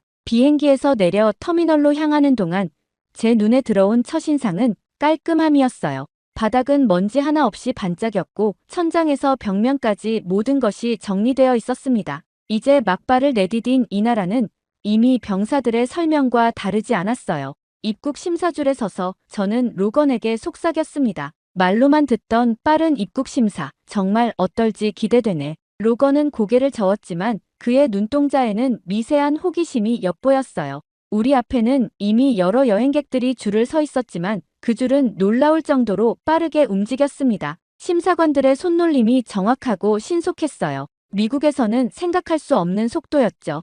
우린 입국 심사만 해도 40분 걸리는데 여긴 5분도 안 돼. 제 말에 로건은 반응하지 않았습니다. 하지만 그의 표정에는 약간의 놀라움이 스쳐 지나갔어요. 심사대를 통과하는 데 걸린 시간은 정확히 4분 37초였습니다. 제가 시계로 확인했죠. 수함을 찾는 곳으로 가는 길 로건은 주변을 경계하듯 살폈어요. 그의 시선은 여전히 차가웠습니다. 하지만 저는 이미 이 나라의 첫인상에 감탄하고 있었어요. 예상보다 훨씬 깔끔하고 정돈된 모습이었습니다. 수화물 벨트에 도착했을 때 우리가 탔던 비행기의 짐들이 이미 돌아가고 있었어요. 미국에서라면 보통 20분은 기다려야 할 상황이었죠. 제 가방은 벨트에 올라온 지 채 5분도 안 되어 나타났습니다. 로건의 가방도 곧이어 보였어요.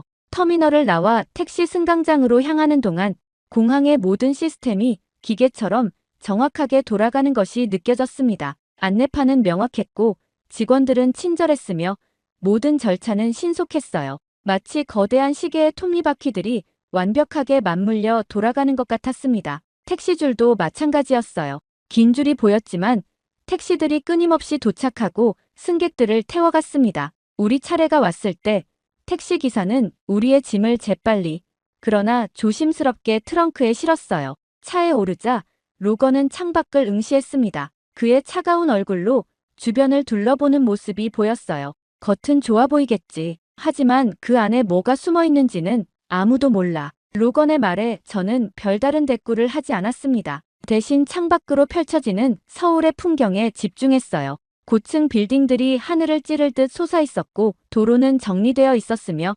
사람들은 분주하게 오갔습니다. 인천에서 서울로 향하는 고속도로는 넓고 정돈되어 있었어요. 미국의 고속도로와 크게 다르지 않았지만 차들이 더 질서정연하게 움직이는 것이 달랐습니다. 표지판은 한글과 영어로 병기되어 있어 이해하는데 어려움이 없었어요.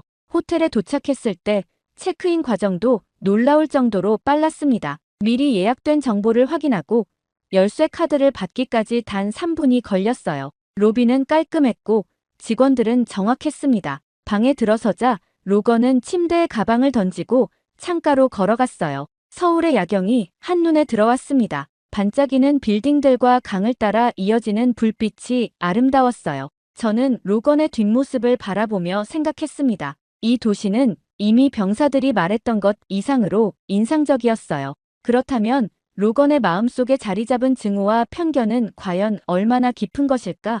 이 효율적이고 깔끔한 도시가 그의 마음의 벽을 허물 수 있을까? 다음 날 아침, 우리는 주한미군 기지로 향했습니다. 택시가 기지 입구에 도착했을 때 로건의 얼굴은 더욱 굳어져 있었어요. 그에게 이곳은 할아버지의 상처가 시작된 곳이었으니까요. 군인들의 경례를 받으며 기지 내부로 들어섰습니다. 기지 내 심리 상담실은 생각보다 아늑했어요. 따뜻한 조명과 편안한 의자, 그리고 창밖으로 보이는 녹지가 마음을 차분하게 해주었죠.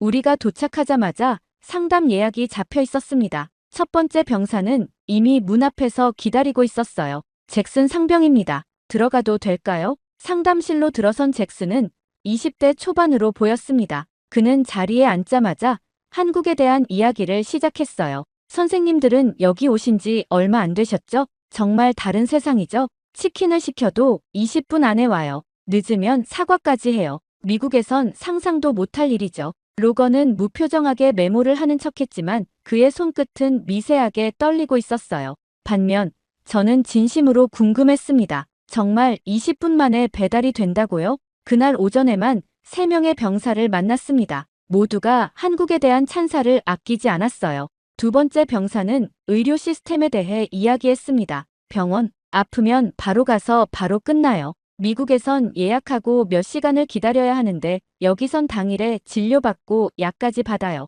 기다림이 뭔지 모르는 나라예요. 세 번째 병사는 교통에 대해 열정적으로 말했죠. 지하철, 교통, 공사. 여기선 느림이라는 걸 모르겠어요. 지하철은 1분 단위로 정확하게 오고 버스도 앱으로 확인하면 정확히 그 시간에 와요. 공사도 하루 만에 끝나는 걸 봤어요. 신기하지 않나요? 점심시간, 로건과 저는 기지 식당에서 식사를 했습니다. 로건은 여전히 말이 없었어요. 제가 병사들의 이야기를 언급하자 그는 포크를 내려놓았습니다. 다들 과장하고 있어. 그들이 본 건 표면일 뿐이야.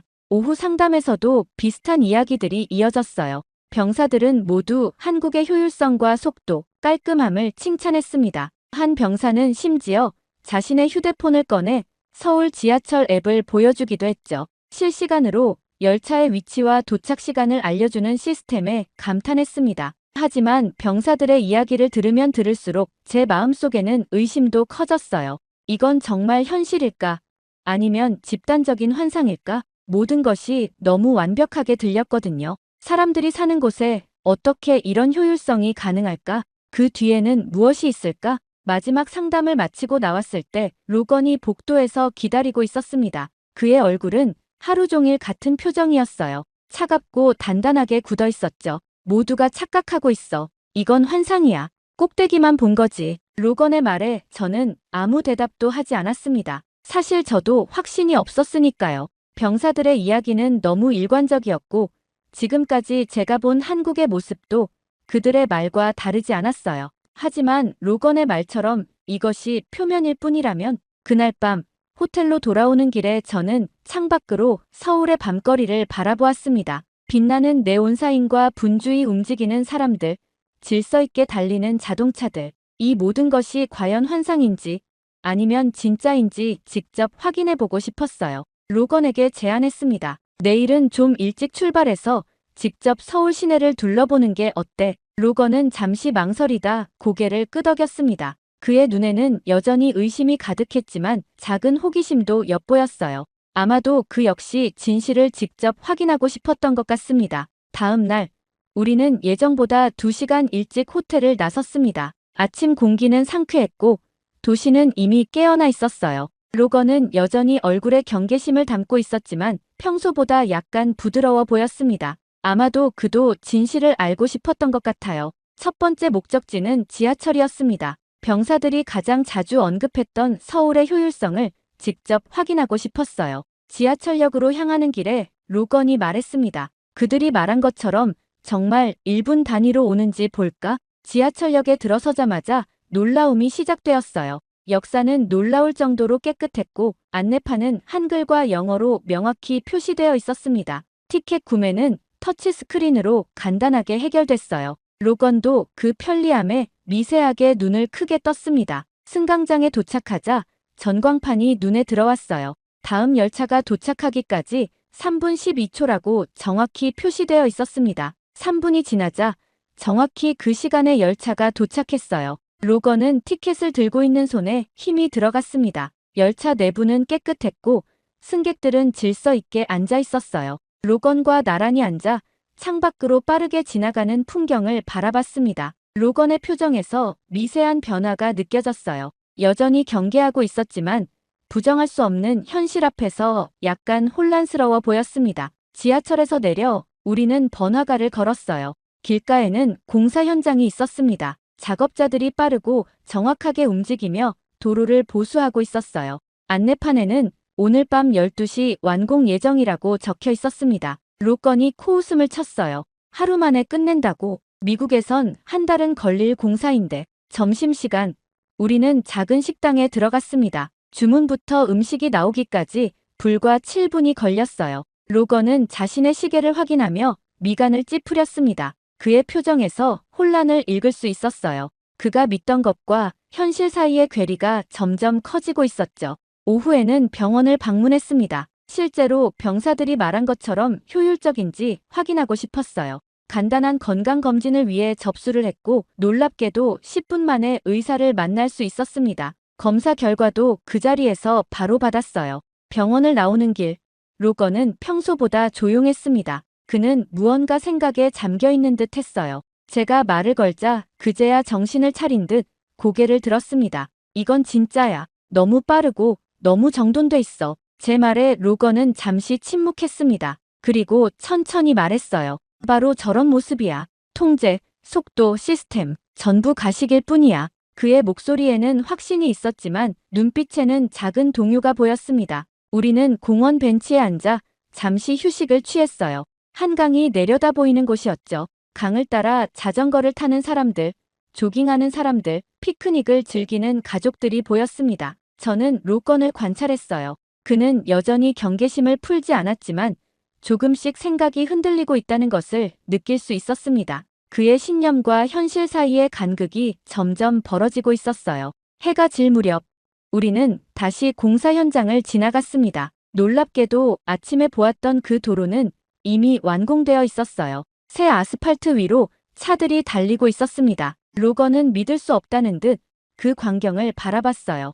호텔로 돌아가는 길, 그는 평소보다 생각에 잠겨 있었습니다. 저는 묻지 않았어요. 그가 직접 보고 느낀 것을 스스로 소화할 시간이 필요하다는 것을 알았기 때문입니다. 내일은 한미 공동 심리 상담 회의가 있었습니다. 어쩌면 그곳에서 로건이 품고 있는 더 깊은 의문에 대한 답을 찾을 수 있을지도 모르겠다는 생각이 들었어요. 이 도시의 효율성 뒤에 숨겨진 이야기, 그리고 로건의 상처와 연결된 진실을 말이죠. 다음 날 한미 공동 심리 상담 회의실은 조용했습니다. 창밖으로는 서울의 고층 빌딩들이 보였어요. 테이블 주위로 한국군 장교들과 미군 관계자들이 자리에 앉아 있었죠. 로건의 표정은 여전히 굳어 있었습니다. 그가 한국군 장교들과 마주하는 것은 쉽지 않은 일이었을 거예요. 회의는 예상대로 진행되었습니다. 심리상담 프로그램의 효율성, 문화적 차이를 고려한 접근법, 그리고 두 나라 군인들의 정신 건강 증진 방안에 대한 논의였어요. 로건은 최소한의 의견만 내며 대부분 침묵을 지켰습니다. 회의가 끝나갈 무렵 제가 용기를 내어 이야기를 꺼냈어요. 이것은 계획된 것이 아니었습니다. 그저 로건의 고통을 조금이라도 덜어주고 싶다는 충동이었죠. 제 동료의 할아버지는 1984년 판문점 귀순 사건 당시 희생되셨습니다. 혹시 그 사건에 대해 한국 측의 기록이 있을까요? 회의실이 갑자기 조용해졌습니다. 로건이 놀란 눈으로 저를 바라봤어요. 그의 손이 테이블 아래에서 떨리고 있었죠. 그때 한국군 장교 중 한 명이 태블릿을 꺼냈습니다. 로건 중위의 할아버지를 보호하려다 함께 희생된 한국군 병사들이 있습니다. 장교는 태블릿을 돌려 오래된 보고서를 보여주었어요. 화면에는 사건 당시의 상황과 희생자 명단이 정확히 기록되어 있었습니다. 한국군 병사들의 이름이 또렷이 보였어요. 그들은 미군을 방패막이로 삼은 것이 아니라 함께 싸우고 함께 희생된 전우였던 것입니다. 로건의 얼굴이 창백해졌습니다. 그의 손이 문서를 가리키며 떨렸어요. 할아버지에게서 들은 이야기와 눈앞의 문서 사이에서 그는 혼란스러워 보였습니다. 그의 목소리가 떨렸어요. 이게 사실입니까? 장교는 고개를 끄덕였습니다. 당시 한국군 3명이 로건 중위의 할아버지를 보호하려다 함께 부상을 입었습니다. 그중 2명은 현장에서 사망했어요. 로건의 눈에서 믿기지 않는다는 표정이 스쳐 지나갔습니다. 그가 평생 품어온 분노와 증오의 근원이 흔들리고 있었어요. 할아버지의 기억은 트라우마로 인해 왜곡된 것일까요? 아니면 누군가 의도적으로 진실을 숨긴 것일까요? 회의가 끝난 후 로건은 말없이 밖으로 나갔습니다. 저는 그를 따라갔어요. 그는 건물 옥상에서 서울의 전경을 바라보고 있었습니다. 그의 어깨가 작게 떨리고 있었어요. 다음 날 아침, 로건은 평소와 달리 먼저 연락을 해왔습니다. 그의 목소리는 어제와는 사뭇 달랐어요. 더 이상 날이 서 있지 않았고 대신 조용한 결의가 느껴졌습니다. 전쟁기념관에 가보고 싶어. 같이 가줄래? 이 제안은 예상치 못한 것이었습니다. 어제의 충격이 로건에게 무언가 변화를 일으킨 것 같았어요. 저는 기꺼이 동의했고 1시간 후 우리는 전쟁기념관 입구에 서 있었습니다. 기념관은 예상보다 훨씬 컸어요. 입구에서부터 한국 전쟁의 아픔이 느껴졌습니다. 로건은 평소보다 더 집중해서 전시물들을 살펴봤어요. 그의 눈에는 이전과는 다른 감정이 담겨 있었습니다. 분노가 아닌 이해하려는 노력이었죠. 폐허가 된 서울의 흑백 사진들, 굶주리는 난민들의 모습, 폭격 속에서도 일상을 지키려 했던 사람들의 이야기. 전시관을 돌아볼수록 우리는 한국의 아픈 역사를 마주하게 되었어요. 로건은 한 사진 앞에서 오랫동안 머물렀습니다. 미군과 한국군이 함께 전선에서 싸우는 모습이었어요. 전시관을 나와 휴식 공간에 앉았을 때 우리 옆자리에 노인 한 분이 앉으셨습니다. 그분은 우리가 외국인임을 알아채고 영어로 말을 걸었어요. 미국에서 오셨나요? 로건이 고개를 끄덕이자 노인은 미소를 지으셨습니다. 그분은 한국 전쟁 당시 어린 소년이었다고 했어요. 우리가 빨라진 건 살기 위해서였어요. 느리면 죽는 시대였으니까요. 그 말은 로건의 마음을 송두리째 흔들었습니다. 노인은 계속해서 말씀하셨어요. 전쟁 후 우리는 모든 것을 잃었습니다. 재건할 시간조차 없었죠. 빨리 움직이지 않으면 굶어 죽을 수밖에 없었어요. 그래서 우리는 빨라졌고 그 속도가 우리를 살렸습니다. 노인의 이야기를 듣고 있는 로건의 눈에 깊은 생각이 스쳐 지나갔어요. 한국은 그가 생각했던 것처럼 단순한 효율의 나라가 아니었습니다. 살아남기 위해 빨라질 수밖에 없었던 버텨온 나라였던 것이죠. 기념관을 나온 후 우리는 한강변을 걸었습니다. 로건은 평소보다 말이 많았어요. 할아버지의 이야기, 어제 본 문서, 그리고 오늘 들은 노인의 말까지 그의 마음속에서 무언가가 변하고 있었습니다. 할아버지의 이야기가 전부는 아니었던 것 같아. 할아버지께서 미국으로 돌아오신 후 남겨주신 이야기들, 그분도 트라우마로 인해 기억이 왜곡되었을 수 있어. 로건의 목소리에는 더 이상 분노가 없었어요. 대신 깊은 성찰과 약간의 후회가 섞여 있었습니다. 그는 강물을 바라보며 말했죠. 나는 이 나라를 증오하느라 너무 많은 시간을 낭비했어. 다음 날 호텔 로비에서 우리는 중요한 결정을 내렸습니다. 귀국일이 일주일 앞으로 다가왔지만 로건이 먼저 제안했어요. 근무 연장을 신청해보면 어떨까? 저는 놀라움을 감추지 못했습니다. 로건이 한국에 더 머물고 싶어 한다니 상상도 못했던 일이었어요. 그는 여전히 조금은 어색한 표정이었지만 결심한 듯 말했습니다. 아직은 다 용서할 수 없지만 이해해보고는 싶어. 그날 오후 우리는 나란히 앉아 근무 연장 신청서를 작성했습니다. 부서장은 놀랐지만 기꺼이 승인해 주었어요. 이제 우리는 3달 동안 더 서울에 머물게 되었습니다. 저녁 호텔 옥상에서 서울의 야경을 바라보며 로건이 말했어요. 이곳에서 진실을 더 찾고 싶어. 할아버지의 이야기도 이 나라의 이야기도. 그의 말에 저는 미소를 지었습니다. 불과 몇 주 전 한국을 증오했던 로건이 이제는 이 나라를 이해하려 노력하고 있었어요. 변화는 이미 시작되었고 우리의 새로운 여정도 마찬가지였습니다. 서울의 불빛이 강물에 반사되어 춤추는 모습을 바라보며 저는 이 도시에서의 전환이 단지 시작에 불과하다는 것을 느꼈습니다. 정말 믿을 수 없는 일이 일어났습니다. 최근 대만 교육부에서 긴급 발표를 내놓으면서 거리가 완전히 발칵 뒤집혔다고 합니다. 시민들의 격렬한 시위와 함께 SNS에서까지 폭발적인 반응이 이어지고 있을 정도라고 하죠. 놀라운 건 이 중심에 한글이 있다는 사실입니다. 이 사태를 본 중국은 충격적인 공식 입장을 냈다고 하는데요. 好生活必需品保供工作十分重要，商务部认真贯彻落实党中央、国务院决策。 대체 무슨 일이 있었던 걸까요? 안녕하세요. 저는 장외일인이라고 합니다. 7년 넘게 대만 교육부에서 언어 정책을 맡고 있죠. 학생들의 언어 향상을 향상시킬 때마다 자부심을 느껴왔습니다. 그런데 최근 통계를 확인할 때마다 가슴이 무거워지고는 합니다. 왜냐고요? 대만어 사용 인구가 해마다 줄어들고 있었거든요. 처음에는 그저 일시적인 현상이라 생각했습니다. 하지만 데이터는 거짓말을 하지 않았어요. 20대 이하 젊은 세대 중 일상에서 대만어를 사용하는 비율이 10년 전보다 40%나 감소했다니까요. 심각한 문제였습니다. 장외일인 이번 보고서도 좋지 않네요. 교육부 국장 리우 선생님의 목소리가 무겁게 울렸어요. 회의실에 모인 다른 동료들도 침울한 표정이었습니다. 누구도 이 상황을 반전시킬 묘안을 내놓지 못했죠. 중국어와 영어는 취업의 필수라 배우지만 대만어는 왜 배워야 하는지 모르겠다는 학생들이 너무 많아요. 리서치팀 장인 리피의 말에 고개를 끄덕였습니다. 현실은 냉혹했어요.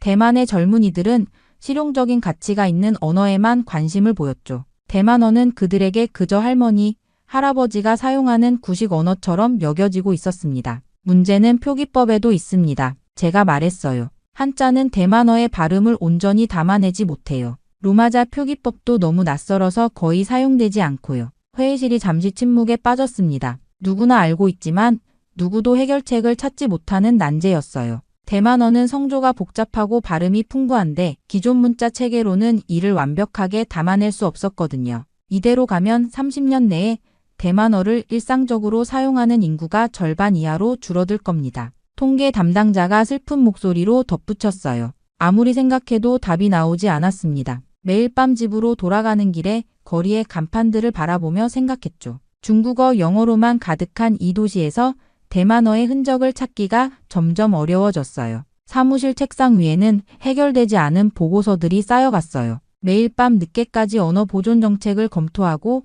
다른 나라의 사례를 연구했지만 뾰족한 수가 없었습니다. 다른 나라들도 비슷한 문제로 고민하고 있었죠. 그래도 저는 답을 찾기 위해 수많은 밤을 지새웠습니다. 세계의 다양한 언어 정책을 분석하고 비슷한 위기를 겪었던 언어들의 사례를 연구했어요. 그러던 차에 뜻밖의 기회가 찾아왔습니다. 교육부에서 7년간 쉼없이 일한 저에게 2주간의 휴가가 주어진 거죠. 리우 국장님이 제 책상 앞에 서서 말씀하셨어요. 외일인 이제 좀 쉬어. 내가 없으면 부서가 돌아가지 않는 건 아니야. 처음엔 거절하려 했습니다. 하지만 동료들도 모두 한 목소리로 휴식이 필요하다고 했죠. 결국 평소 동경하던 유럽 여행을 계획했어요. 파리, 베를린, 로마. 문화의 중심지들을 방문하는 일정이었습니다. 물론 그때는 알지 못했어요. 그곳에서 해결책을 찾게 될 거라는 사실을 말이죠. 파리의 늦은 봄은 생각보다 선선했어요. 에펠탑, 루브르, 세느강. 관광객들로 붐비는 명소들을 둘러보며 잠시나마 대만어의 위기에서 벗어날 수 있었습니다. 하지만 제 머릿속 한구석에는 여전히 그 고민이 자리 잡고 있었죠. 그러다 몽마르트 언덕 근처의 작은 골목을 산책하던 중 우연히 들어간 서점에서 모든 것이 바뀌게 됐습니다. 폴리글롯이라는 이름의 그 서점은 언어학습서를 전문적으로 판매하는 곳이었어요. 책장마다 세계 각국의 언어 교재들이 가지런히 정렬되어 있었죠. 중국어, 일본어, 아랍어, 러시아어. 그런데 한 코너에서 발걸음이 멈췄습니다. 한글? 이게 뭐지? 처음 보는 문자였어요. 둥글고 반듯한 선들로 이루어진 어딘가 친근해 보이는 글자들이었습니다. 호기심에 책을 집어들었죠. 한글로 시작하는 한국어라는 제목의 프랑스어 교재였어요. 페이지를 넘기며 신기한 발견을 하게 됐습니다. 한글이 단순한 문자가 아니라 과학적으로 설계된 음성 표기 체계라는 사실이었죠. 자음과 모음을 조합해 거의 모든 소리를 표현할 수 있다니 충격적이었어요. 모음과 자음을 블록처럼 조합하면 어떤 발음도 만들 수 있다고요? 서점 직원에게 물었더니 그는 미소를 지으며 더 자세한 책을 추천해 주었습니다. 한글의 과학적 원리라는 책이었어요. 그 자리에서 바로 읽기 시작했죠. 15세기에 만들어진 문자가 이렇게 체계적이라니. 책을 읽으며 흥분이 점점 커졌습니다. 한글은 발음기관의 모양을 본떠 만든 자음, 하늘과 땅과 사람을 상징하는 모음, 그리고 그것들을 논리적으로 조합하는 시스템이 있었어요. 무엇보다 음운 체계를 정확히 반영해 설계된 문자였죠. 그때 번뜩 아이디어가 떠올랐습니다. 대만어도 소리를 기반으로 하는 언어인데 한글을 응용해서 대만어를 표기할 수 있지 않을까? 심장이 빠르게 뛰기 시작했어요. 대만어의 풍부한 성조와 복잡한 발음을 한자로는 완벽하게 담아낼 수 없었지만 한글이라면 어떨까요? 자음과 모음을 조합하는 원리를 응용한다면 그 자리에서 바로 카페에 앉아 메모를 시작했습니다. 유럽 여행은 잊은 채 대만어 단어 몇 개를 한글로 적어 보았어요. 처음에는 어색했지만 점점 체계가 만들어지는 느낌이었죠. 호텔로 돌아와서도 밤새 연구했습니다. 휴가인데도 언어 연구에 빠져있는 제 모습이 우스웠지만 가슴은 설렘으로 가득했어요. 이것이 대만어를 구할 열쇠가 될지도 모른다는 예감이 들었거든요. 그렇게 저는 여행을 일찍 끝내고 대만으로 돌아왔습니다. 미안하다는 눈빛으로 사무실에 들어섰지만 동료들은 이해해 주었어요. 무언가 새로운 것을 발견했다는 제 눈빛을 보고 오히려 궁금해했죠. 뭔가 재미있는 걸 찾은 것 같은데? 리우 국장님의 물음에 저는 흥분된 목소리로 대답했습니다. 네, 한글이라는 문자를 알게 됐어요. 이게 정말 놀라운 체계를 가지고 있는데. 하지만 바로 실험 결과를 공유하기보다는 먼저 철저히 검증해보고 싶었습니다. 그래서 퇴근 후와 주말을 이용해 한글과 대만어의 음운 구조를 비교하기 시작했어요. 국립도서관에서 한글에 관한 모든 책을 빌려 읽었죠. 처음에는 그저 호기심으로 시작했습니다. 대만어 단어 몇 개를 한글로 적어보는 정도였어요.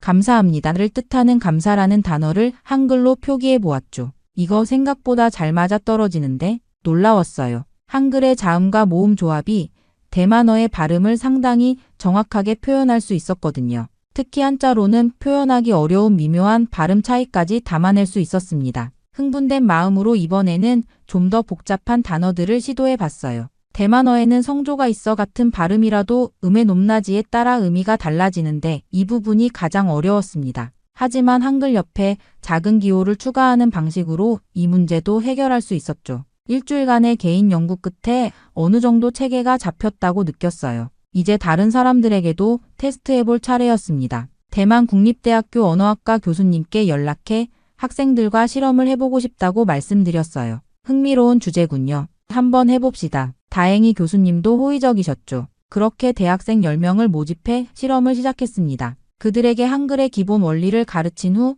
제가 만든 대만어 표기법으로 간단한 문장을 읽게 했어요. 실험 첫날 학생들의 반응은 기대 이상이었습니다. 와, 이거 한자로 배우는 것보다 훨씬 쉬운데요? 한 학생이 놀란 표정으로 말했어요. 다른 학생도 신기해하며 말했죠. 직관적으로 읽을 수 있어요. 처음 보는 단어도 어떻게 발음해야 할지 알 수 있어요. 일주일간의 실험 결과 학생들은 한글로 표기된 대만어를 기존 방식보다 약 40% 빠르게 익혔습니다. 특히 발음 정확도가 크게 향상되었어요. 한자로는 어려웠던 미묘한 발음 차이를 한글로는 쉽게 구분할 수 있었거든요. 이 결과에 용기를 얻어 좀 더 확장된 실험을 계획했습니다. 이번에는 다양한 연령대와 배경을 가진 30명의 참가자를 모집했어요. 결과는 더욱 놀라웠습니다. 이렇게 쉽게 대만어를 배울 수 있다니 믿기지 않아요. 60대 참가자가 감동한 목소리로 말했어요. 평생 대만어를 말로만 사용했지 글로 읽고 쓰는 것은 어렵다고 생각했던 분이었죠. 그렇게 실험 결과에 확신이 생겼지만 더 많은 사람들의 반응이 필요했습니다.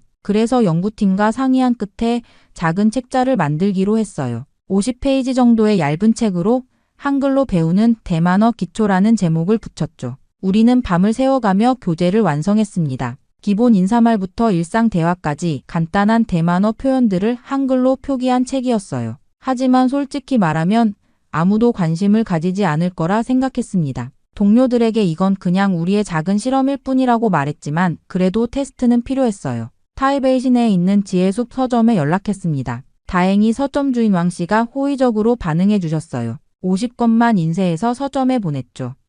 그것도 정문에서 멀리 떨어진 언어학습 코너의 구석진 자리였습니다. 솔직히 한 달 뒤에 가서 팔리지 않은 책들을 회수할 생각이었어요. 그런데 3일 후 왕 씨에게서 전화가 왔습니다. 책이 거의 다 팔렸다는 소식이었어요. 확인하러 서점에 갔더니 진열대에는 단 3권만 남아 있었습니다. 왕 씨는 환한 미소를 지으며 이 책이 예상보다 인기가 많다고 했어요. 처음엔 그냥 특이해서 사가는 줄 알았는데 사람들이 직접 찾아와서 물어본다고 했죠. 믿기지 않았습니다. 추가로 100권을 급히 인쇄해 보냈는데 그것도 4일 만에 동났어요. 서점 앞에는 책을 구하지 못한 사람들이 문의하는 메모가 붙기 시작했습니다. 재입고 일정과 한글로 대만어를 배우면 정말 쉬운지 확인하는 질문들이었어요. 더 놀라운 일은 책을 구매한 사람들이 SNS에 자신의 학습 경험을 공유하기 시작했다는 것입니다. 고등학생부터 직장인, 심지어 70대 노인까지 다양한 사람들이 한글로 대만어를 배우는 사진을 올리고 있었어요. 일주일 만에 대만어 기초 회화를 마스터했다거나 평생 대만어를 말로만 알았는데 이제 읽고 쓸 수 있다는 후기가 넘쳐났습니다. 처음엔 단순한 실험이었지만 이제는 사람들이 직접 한글을 활용해 대만어를 배우려는 분위기가 형성되고 있었어요. 특히 놀라웠던 건 젊은이들의 관심이었습니다. 중학생, 고등학생들이 한글 표기법에 열광하며 대만어를 배우기 시작했어요. 어렵게만 느껴졌던 대만어가 이렇게 쉬울 줄 몰랐다는 반응이 많았습니다. 한 달 만에 한글로 배우는 대만어는 베스트셀러 대열에 올랐어요. 여러 서점에서 재고 문의가 쇄도했고 출판사들도 연락해왔습니다. 언론에서도 관심을 보이기 시작했어요. 타이베이 데일리 뉴스에서는 혁신적인 대만어 학습법, 한글의 비밀이라는 제목으로 기사를 실었고 대만 교육주간지에서는 잊혀가는 대만어를 구하는 열쇠, 한글이라는 특집 기사를 냈습니다. 우리 연구팀은 이런 반응에 기뻐하면서도 조금 긴장했어요. 이제는 소규모 실험이 아니라 사회적 현상이 되어가고 있었거든요. 사무실에서는 매일같이 문의 전화가 울렸고 이메일함은 인터뷰 요청으로 가득 찼습니다. 하지만 곧 반대 목소리가 들려오기 시작했습니다. 처음에는 몇몇 언어학 교수들의 비판적인 논평 정도였어요. 그러나 한글 표기법이 더 알려질수록 반대의 목소리도 커졌습니다. 왜 하필 한국 문자를 써야 하지? 우리 고유의 표기법을 개발하는 게 맞지 않을까요? 타이완 국립대학교 언어학과 주임 교수가 라디오 인터뷰에서 이렇게 말했습니다. 그의 의견에 동조하는 학자들이 늘어났어요. 일부 언론에서는 대만의 언어 정체성 위기라는 제목의 사설을 내보내기도 했죠. 이건 대만 문화 정체성을 해치는 거야. 우리는 수천 년 동안 한자 문화권에 속해 있었어. 특히 교육부 고위관료 정즈아오의 반발이 가장 강했습니다. 그는 교육정책 담당 부국장으로 언어 정책에 큰 영향력을 가진 인물이었어요. 정즈아오는 공식 석상에서 제 연구를 직접적으로 비판했습니다. 대만은 전통적으로 한자로 대만어를 기록해왔다. 한글 도입은 위험한 일이다. 이는 우리 문화적 뿌리를 부정하는 행위다. 정즈아오의 발언은 큰 파장을 일으켰어요. 그를 지지하는 학자들과 보수층도 비판을 쏟아냈습니다. 신문과 텔레비전에서는 매일같이 이 문제를 다뤘고 대만 사회는 서서히 두 진영으로 나뉘기 시작했습니다. 한글을 쓰는 순간 대만어는 본래의 정체성을 잃을 것이다. 한자 보존협회 회장은 기자회견을 열어 이렇게 주장했어요. 그의 주장에 동조하는 사람들은 한글 표기법이 대만의 문화적 주권을 침해한다고 여겼습니다. 일부는 이것이 한국의 문화적 침략이라는 극단적인 주장까지 펼쳤어요. 제가 출근길에 교육부로 향할 때면 때로는 소규모 시위대가 건물 앞에서 피켓을 들고 있었습니다. 우리의 언어를 지켜라. 한글에노, 한자 YES 같은 문구들이었죠. 사무실로 들어가면 동료들의 시선도 달라졌어요. 어떤 이들은 응원의 미소를 보내줬지만 다른 이들은 냉랭한 표정을 감추지 않았습니다. 이 문제는 더 이상 단순한 언어학 연구가 아니었어요. 사회적, 정치적 논쟁으로 번지기 시작했습니다. 보수 언론에서는 매일같이 저를 문화배신자로 몰아갔고 진보 언론에서는 언어혁신가로 추켜 세웠어요. 이런 양극화된 반응에 가끔은 피곤함을 느끼기도 했습니다. 교육부 내에서도 갈등이 심화되었어요. 정즈아오가 이끄는 전통 보존파와 저를 지지하는 실용주의파 사이에 긴장감이 고조되었습니다. 회의에서는 종종 격렬한 논쟁이 벌어졌어요. 장회일인 당신은 우리 전통을 너무 가볍게 여기는 것 같소. 정즈아오가 어느 회의에서 공개적으로 저를 비난했습니다. 제 소신은 확고했어요. 전통을 존중하지만 언어는 살아있는 것입니다. 변화를 두려워하면 언어 자체가 죽을 수 있어요. 이런 논쟁은 학술 세미나와 공개 토론회로까지 이어졌습니다. 타이베이 대학에서 열린 대만어의 미래 토론회에는 수백 명의 청중이 몰렸어요. 그 자리에서 저는 한글 표기법의 실용성과 효율성을 설명했고 반대파는 문화적 정체성 문제를 제기했습니다. 우리의 작은 실험은 이제 대만 사회 전체를 뜨겁게 달구는 이슈가 되었어요. 그리고 바로 그때 예상치 못한 더 큰 파도가 밀려왔습니다. 중국이 이 문제에 관심을 보이기 시작한 것이었어요. 처음에는 중국 SNS에서 몇몇 논평가들이 한글 표기법에 대해 비판적인 글을 올리는 정도였습니다. 그러나 상황이 빠르게 변했어요. 어느 날 아침 제가 출근 준비를 하며 뉴스를 보고 있었을 때였습니다. 중국 외교부 대변인의 정례 브리핑 장면이 생중계되고 있었어요. 갑자기 귀에 익은 단어가 들렸습니다. 한글이라는 단어였죠. 대만이 한글을 도입한다면 이는 중국 문화에 대한 도전이다. 외교부 대변인이 단호한 어조로 말했습니다. 커피잔을 들고 있던 제 손이 떨렸어요. 작은 언어 연구 프로젝트가 어떻게 국제적인 이슈가 되었는지 믿기지 않았습니다. 사태는 걷잡을 수 없이 커졌어요. 중국 관영 언론들도 이 문제에 가세했습니다. 황구시보는 한국이 대만을 문화식민지로 만들려 한다. 라는 제목의 사설을 실었고 CCTV에서는 중화권의 문화적 통합을 저해하는 한글 침투라는 특집 보도를 내보냈어요. 중국의 이러한 반응은 대만 정부에 큰 압력이 되었습니다. 그동안 미온적이던 대만 정부도 이제는 공식적인 입장을 밝혀야 했어요. 총리실에서는 긴급회의가 열렸고 교육부 장관도 이 자리에 참석했습니다. 이건 단순한 학술적 문제가 아니라 정치적 문제가 되어버렸어요. 이걸 계속해야 하나요? 회의에 참석한 한 관료가 고민스러운 표정으로 물었습니다. 회의실은 무거운 침묵에 잠겼어요. 교육부 장관은 깊은 한숨을 내쉬었습니다. 다음 날 저는 교육부 장관실로 호출되었어요. 장관과 정즈아오가 기다리고 있었습니다. 장관의 표정은 무거웠어요. 웨이린 당신의 연구 열정은 이해합니다. 하지만 지금 상황은 너무 복잡해졌어요. 한글 표기법 연구를 일시적으로 중단해 주셨으면 합니다. 마음이 무너져 내렸습니다. 이제야 성과가 보이기 시작했는데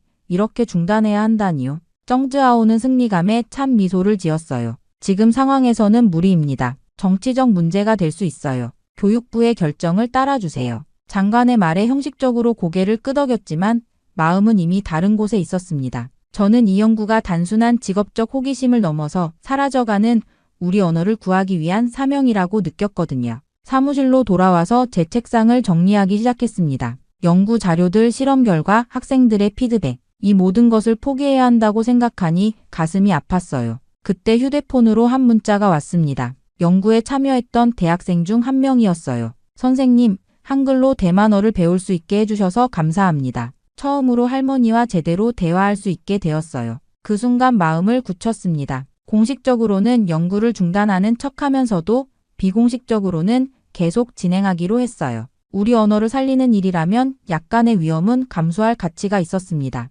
이후 공식적으로 연구를 중단했지만 제 마음은 이미 다른 곳에 있었습니다. 집으로 가져온 연구 자료들을 펼쳐놓고 매일 밤 몰래 연구를 계속했어요. 휴대폰으로 연구에 참여했던 학생들에게 연락했습니다. 공식적으로는 중단되었지만 계속 연구하고 싶은 사람. 놀랍게도 거의 모든 학생들이 동의했어요. 우리는 대학 카페나 학생들의 자취방에서 비공식 모임을 가졌습니다. 한글로 대만어를 표기하는 방법을 더 체계화하고 더 많은 어휘와 문법을 담아내려 노력했어요. 그런데 여전히 문제가 있었습니다. 대만어의 복잡한 성조를 완벽하게 표현하기 어려웠어요. 어느 날 밤 기대하지 않았던 이메일 한 통이 도착했습니다. 발신자는 서울대학교 언어학과의 김도윤 교수였어요. 제목은 단순했습니다. 한글과 대만어에 관한 연구를 보았습니다. 이메일을 열어보니 김 교수가 우리의 연구에 관심을 갖게 된 이유가 설명되어 있었어요. 그는 최근 국제언어학 저널에 실린 우리 예비 연구 결과를 읽고 연락했다고 했습니다. 놀랐어요. 공식 연구가 중단되었는데도 이전 자료가 출판된 모양이었습니다. 한글이 대만어를 표기하는데 정말 효과적이라면 함께 연구해보죠. 제가 한글의 의문학적 특성에 관해 20년간 연구해왔습니다. 즉시 답장을 보냈어요. 김 교수와 화상회의를 통해 현재 상황과 연구 진행 정도를 설명했습니다. 그리고 무엇보다 우리가 직면한 가장 큰 문제인 성조 표기에 대해 솔직하게 털어놓았어요. 대만어에는 7개의 성조가 있어요. 이것을 한글로 어떻게 표현할지가 가장 어렵습니다. 김 교수는 생각에 잠겼다가 놀라운 제안을 했습니다. 한글의 성조 표기 기호를 추가하면 해결됩니다. 한글은 원래 디자인이 모듈식이라 확장성이 뛰어납니다. 그는 화면을 통해 간단한 스케치를 보여주었어요. 한글 글자 오른쪽 위에 작은 점이나 선을 추가해 성조를 표시하는 방식이었습니다. 이 방법을 사용하면 모든 발음과 성조를 완벽하게 표현할 수 있었어요.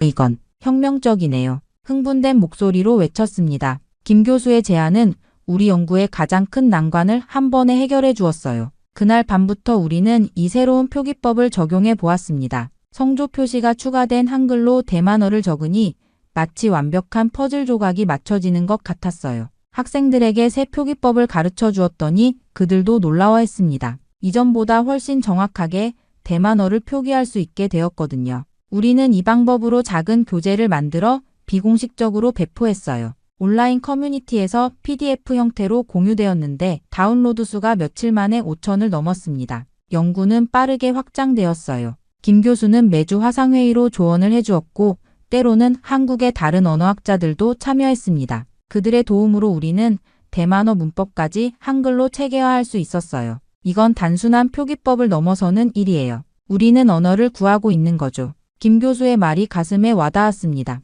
비록 공식적으로는 중단된 연구였지만 이제 국제적인 협력으로 더 강력해졌어요. 우리는 조용히 그러나 확실하게 앞으로 나아가고 있었습니다. 몇 달 후 김 교수와 함께 한글을 활용한 대만어 표기법의 의문학적 분석이라는 논문을 완성했어요. 논문은 국제언어학 저널에 게재되었습니다. 논문 제목은 의문체계 확장을 통한 한글의 대만어 표기 적합성 연구였어요. 처음에는 학술적 관심만 있을 거라 생각했지만 반응은 상상 이상이었습니다. 한글은 대만어를 효과적으로 표기할 수 있다.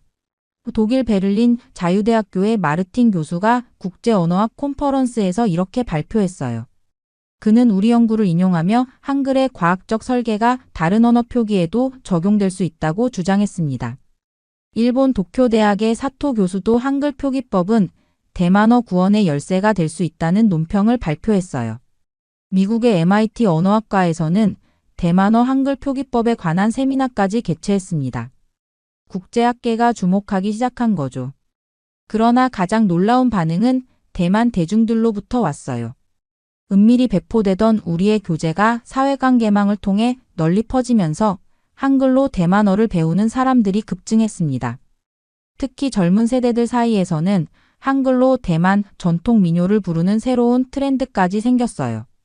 유명 유튜버가 한글로 표기된 대만 민요를 부르는 영상을 올렸는데 조회수가 수백만을 넘었습니다. 댓글에는 처음으로 대만어 가사를 제대로 읽을 수 있었다. 할머니와 함께 노래를 불렀더니 눈물을 흘리셨다 같은 감동적인 이야기들이 넘쳐났어요. 이런 상황을 지켜보던 대만 정부도 다시 고민하기 시작했습니다. 교육부에서는 긴급회의가 소집되었어요. 저도 참석 요청을 받았는데 부서로 돌아가는 느낌이 이상했습니다. 몇 달 전에는 연구 중단을 지시받았는데 이제는 다시 의견을 구하다니요. 회의실에는 교육부 장관, 정즈아오를 비롯한 고위 관료들, 그리고 국립대학교 언어학 교수들이 모여 있었습니다.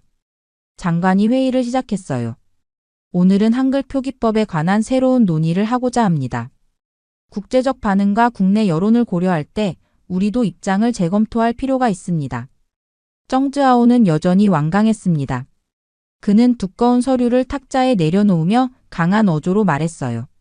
중국과의 관계를 생각해야 합니다. 그들은 이미 이 문제에 민감하게 반응하고 있습니다. 한글 표기법을 공식화한다면 중국의 더 강한 비난을 받게 될 것입니다. 회의실이 긴장감으로 가득 찼습니다. 모두가 초조한 표정으로 서로를 바라보고 있었어요. 그때 저는 용기를 내어 말했습니다. 이건 정치의 문제가 아닙니다. 우리 언어를 지키는 문제입니다. 데이터를 보세요. 한글 표기법 덕분에 대만어를 배우는 젊은이들이 30% 증가했습니다. 우리가 걱정했던 언어 소멸 위기에 대한 해결책이 될 수 있어요. 제 목소리는 떨렸지만 신념은 확고했습니다. 회의실은 조용해졌어요. 장관은 깊은 생각에 잠긴 듯 했습니다. 그리고 드디어 입을 열었어요. 한글 표기법을 공식적으로 검토하겠다. 교육부 산하의 연구위원회를 설치하고 장외일인을 책임자로 임명한다. 정즈아오의 얼굴이 굳어졌지만 더 이상 반대하지 않았습니다. 대만 언어 역사상 새로운 변화가 시작되고 있었어요. 회의가 끝나고 사무실로 돌아오는 길에 창밖을 바라보았습니다. 비가 내리고 있었어요. 그러나 그 빗줄기 사이로 햇살이 비치는 것 같았습니다. 싸움은 끝나지 않았어요. 한글 표기법 연구는 공식적으로 진행될 예정이지만 중국의 반발은 계속될 것입니다. 제 입가에 미소가 번졌어요. 이제 진짜 시작이다. 비가 내리는 창밖을 바라보며 중얼거렸습니다. 우리 언어, 우리 문화를 지키는 여정은 이제 막 시작되었으니까요. 이 모든 과정을 거치며 저는 언어가 단순한 의사소통 도구가 아니라 문화의 혼이라는 것을 더욱 깊이 깨달았습니다. 또한 세종대왕이 창제한 한글의 과학적 우수성과 실용성에 진심으로 감탄하게 되었어요. 한국과 한글이 저희 대만어를 살리는데 이렇게 큰 도움이 될 줄은 상상도 못했습니다. 비록 어려운 여정이 계속되겠지만 문화와 국경을 넘어선 이 협력이 우리 언어에 새 생명을 불어넣었다는 사실에 깊은 감사를 느낍니다. 한글은 단지 한국의 문자가 아니라 이제 우리 대만인에게도 희망의 상징이 되었습니다.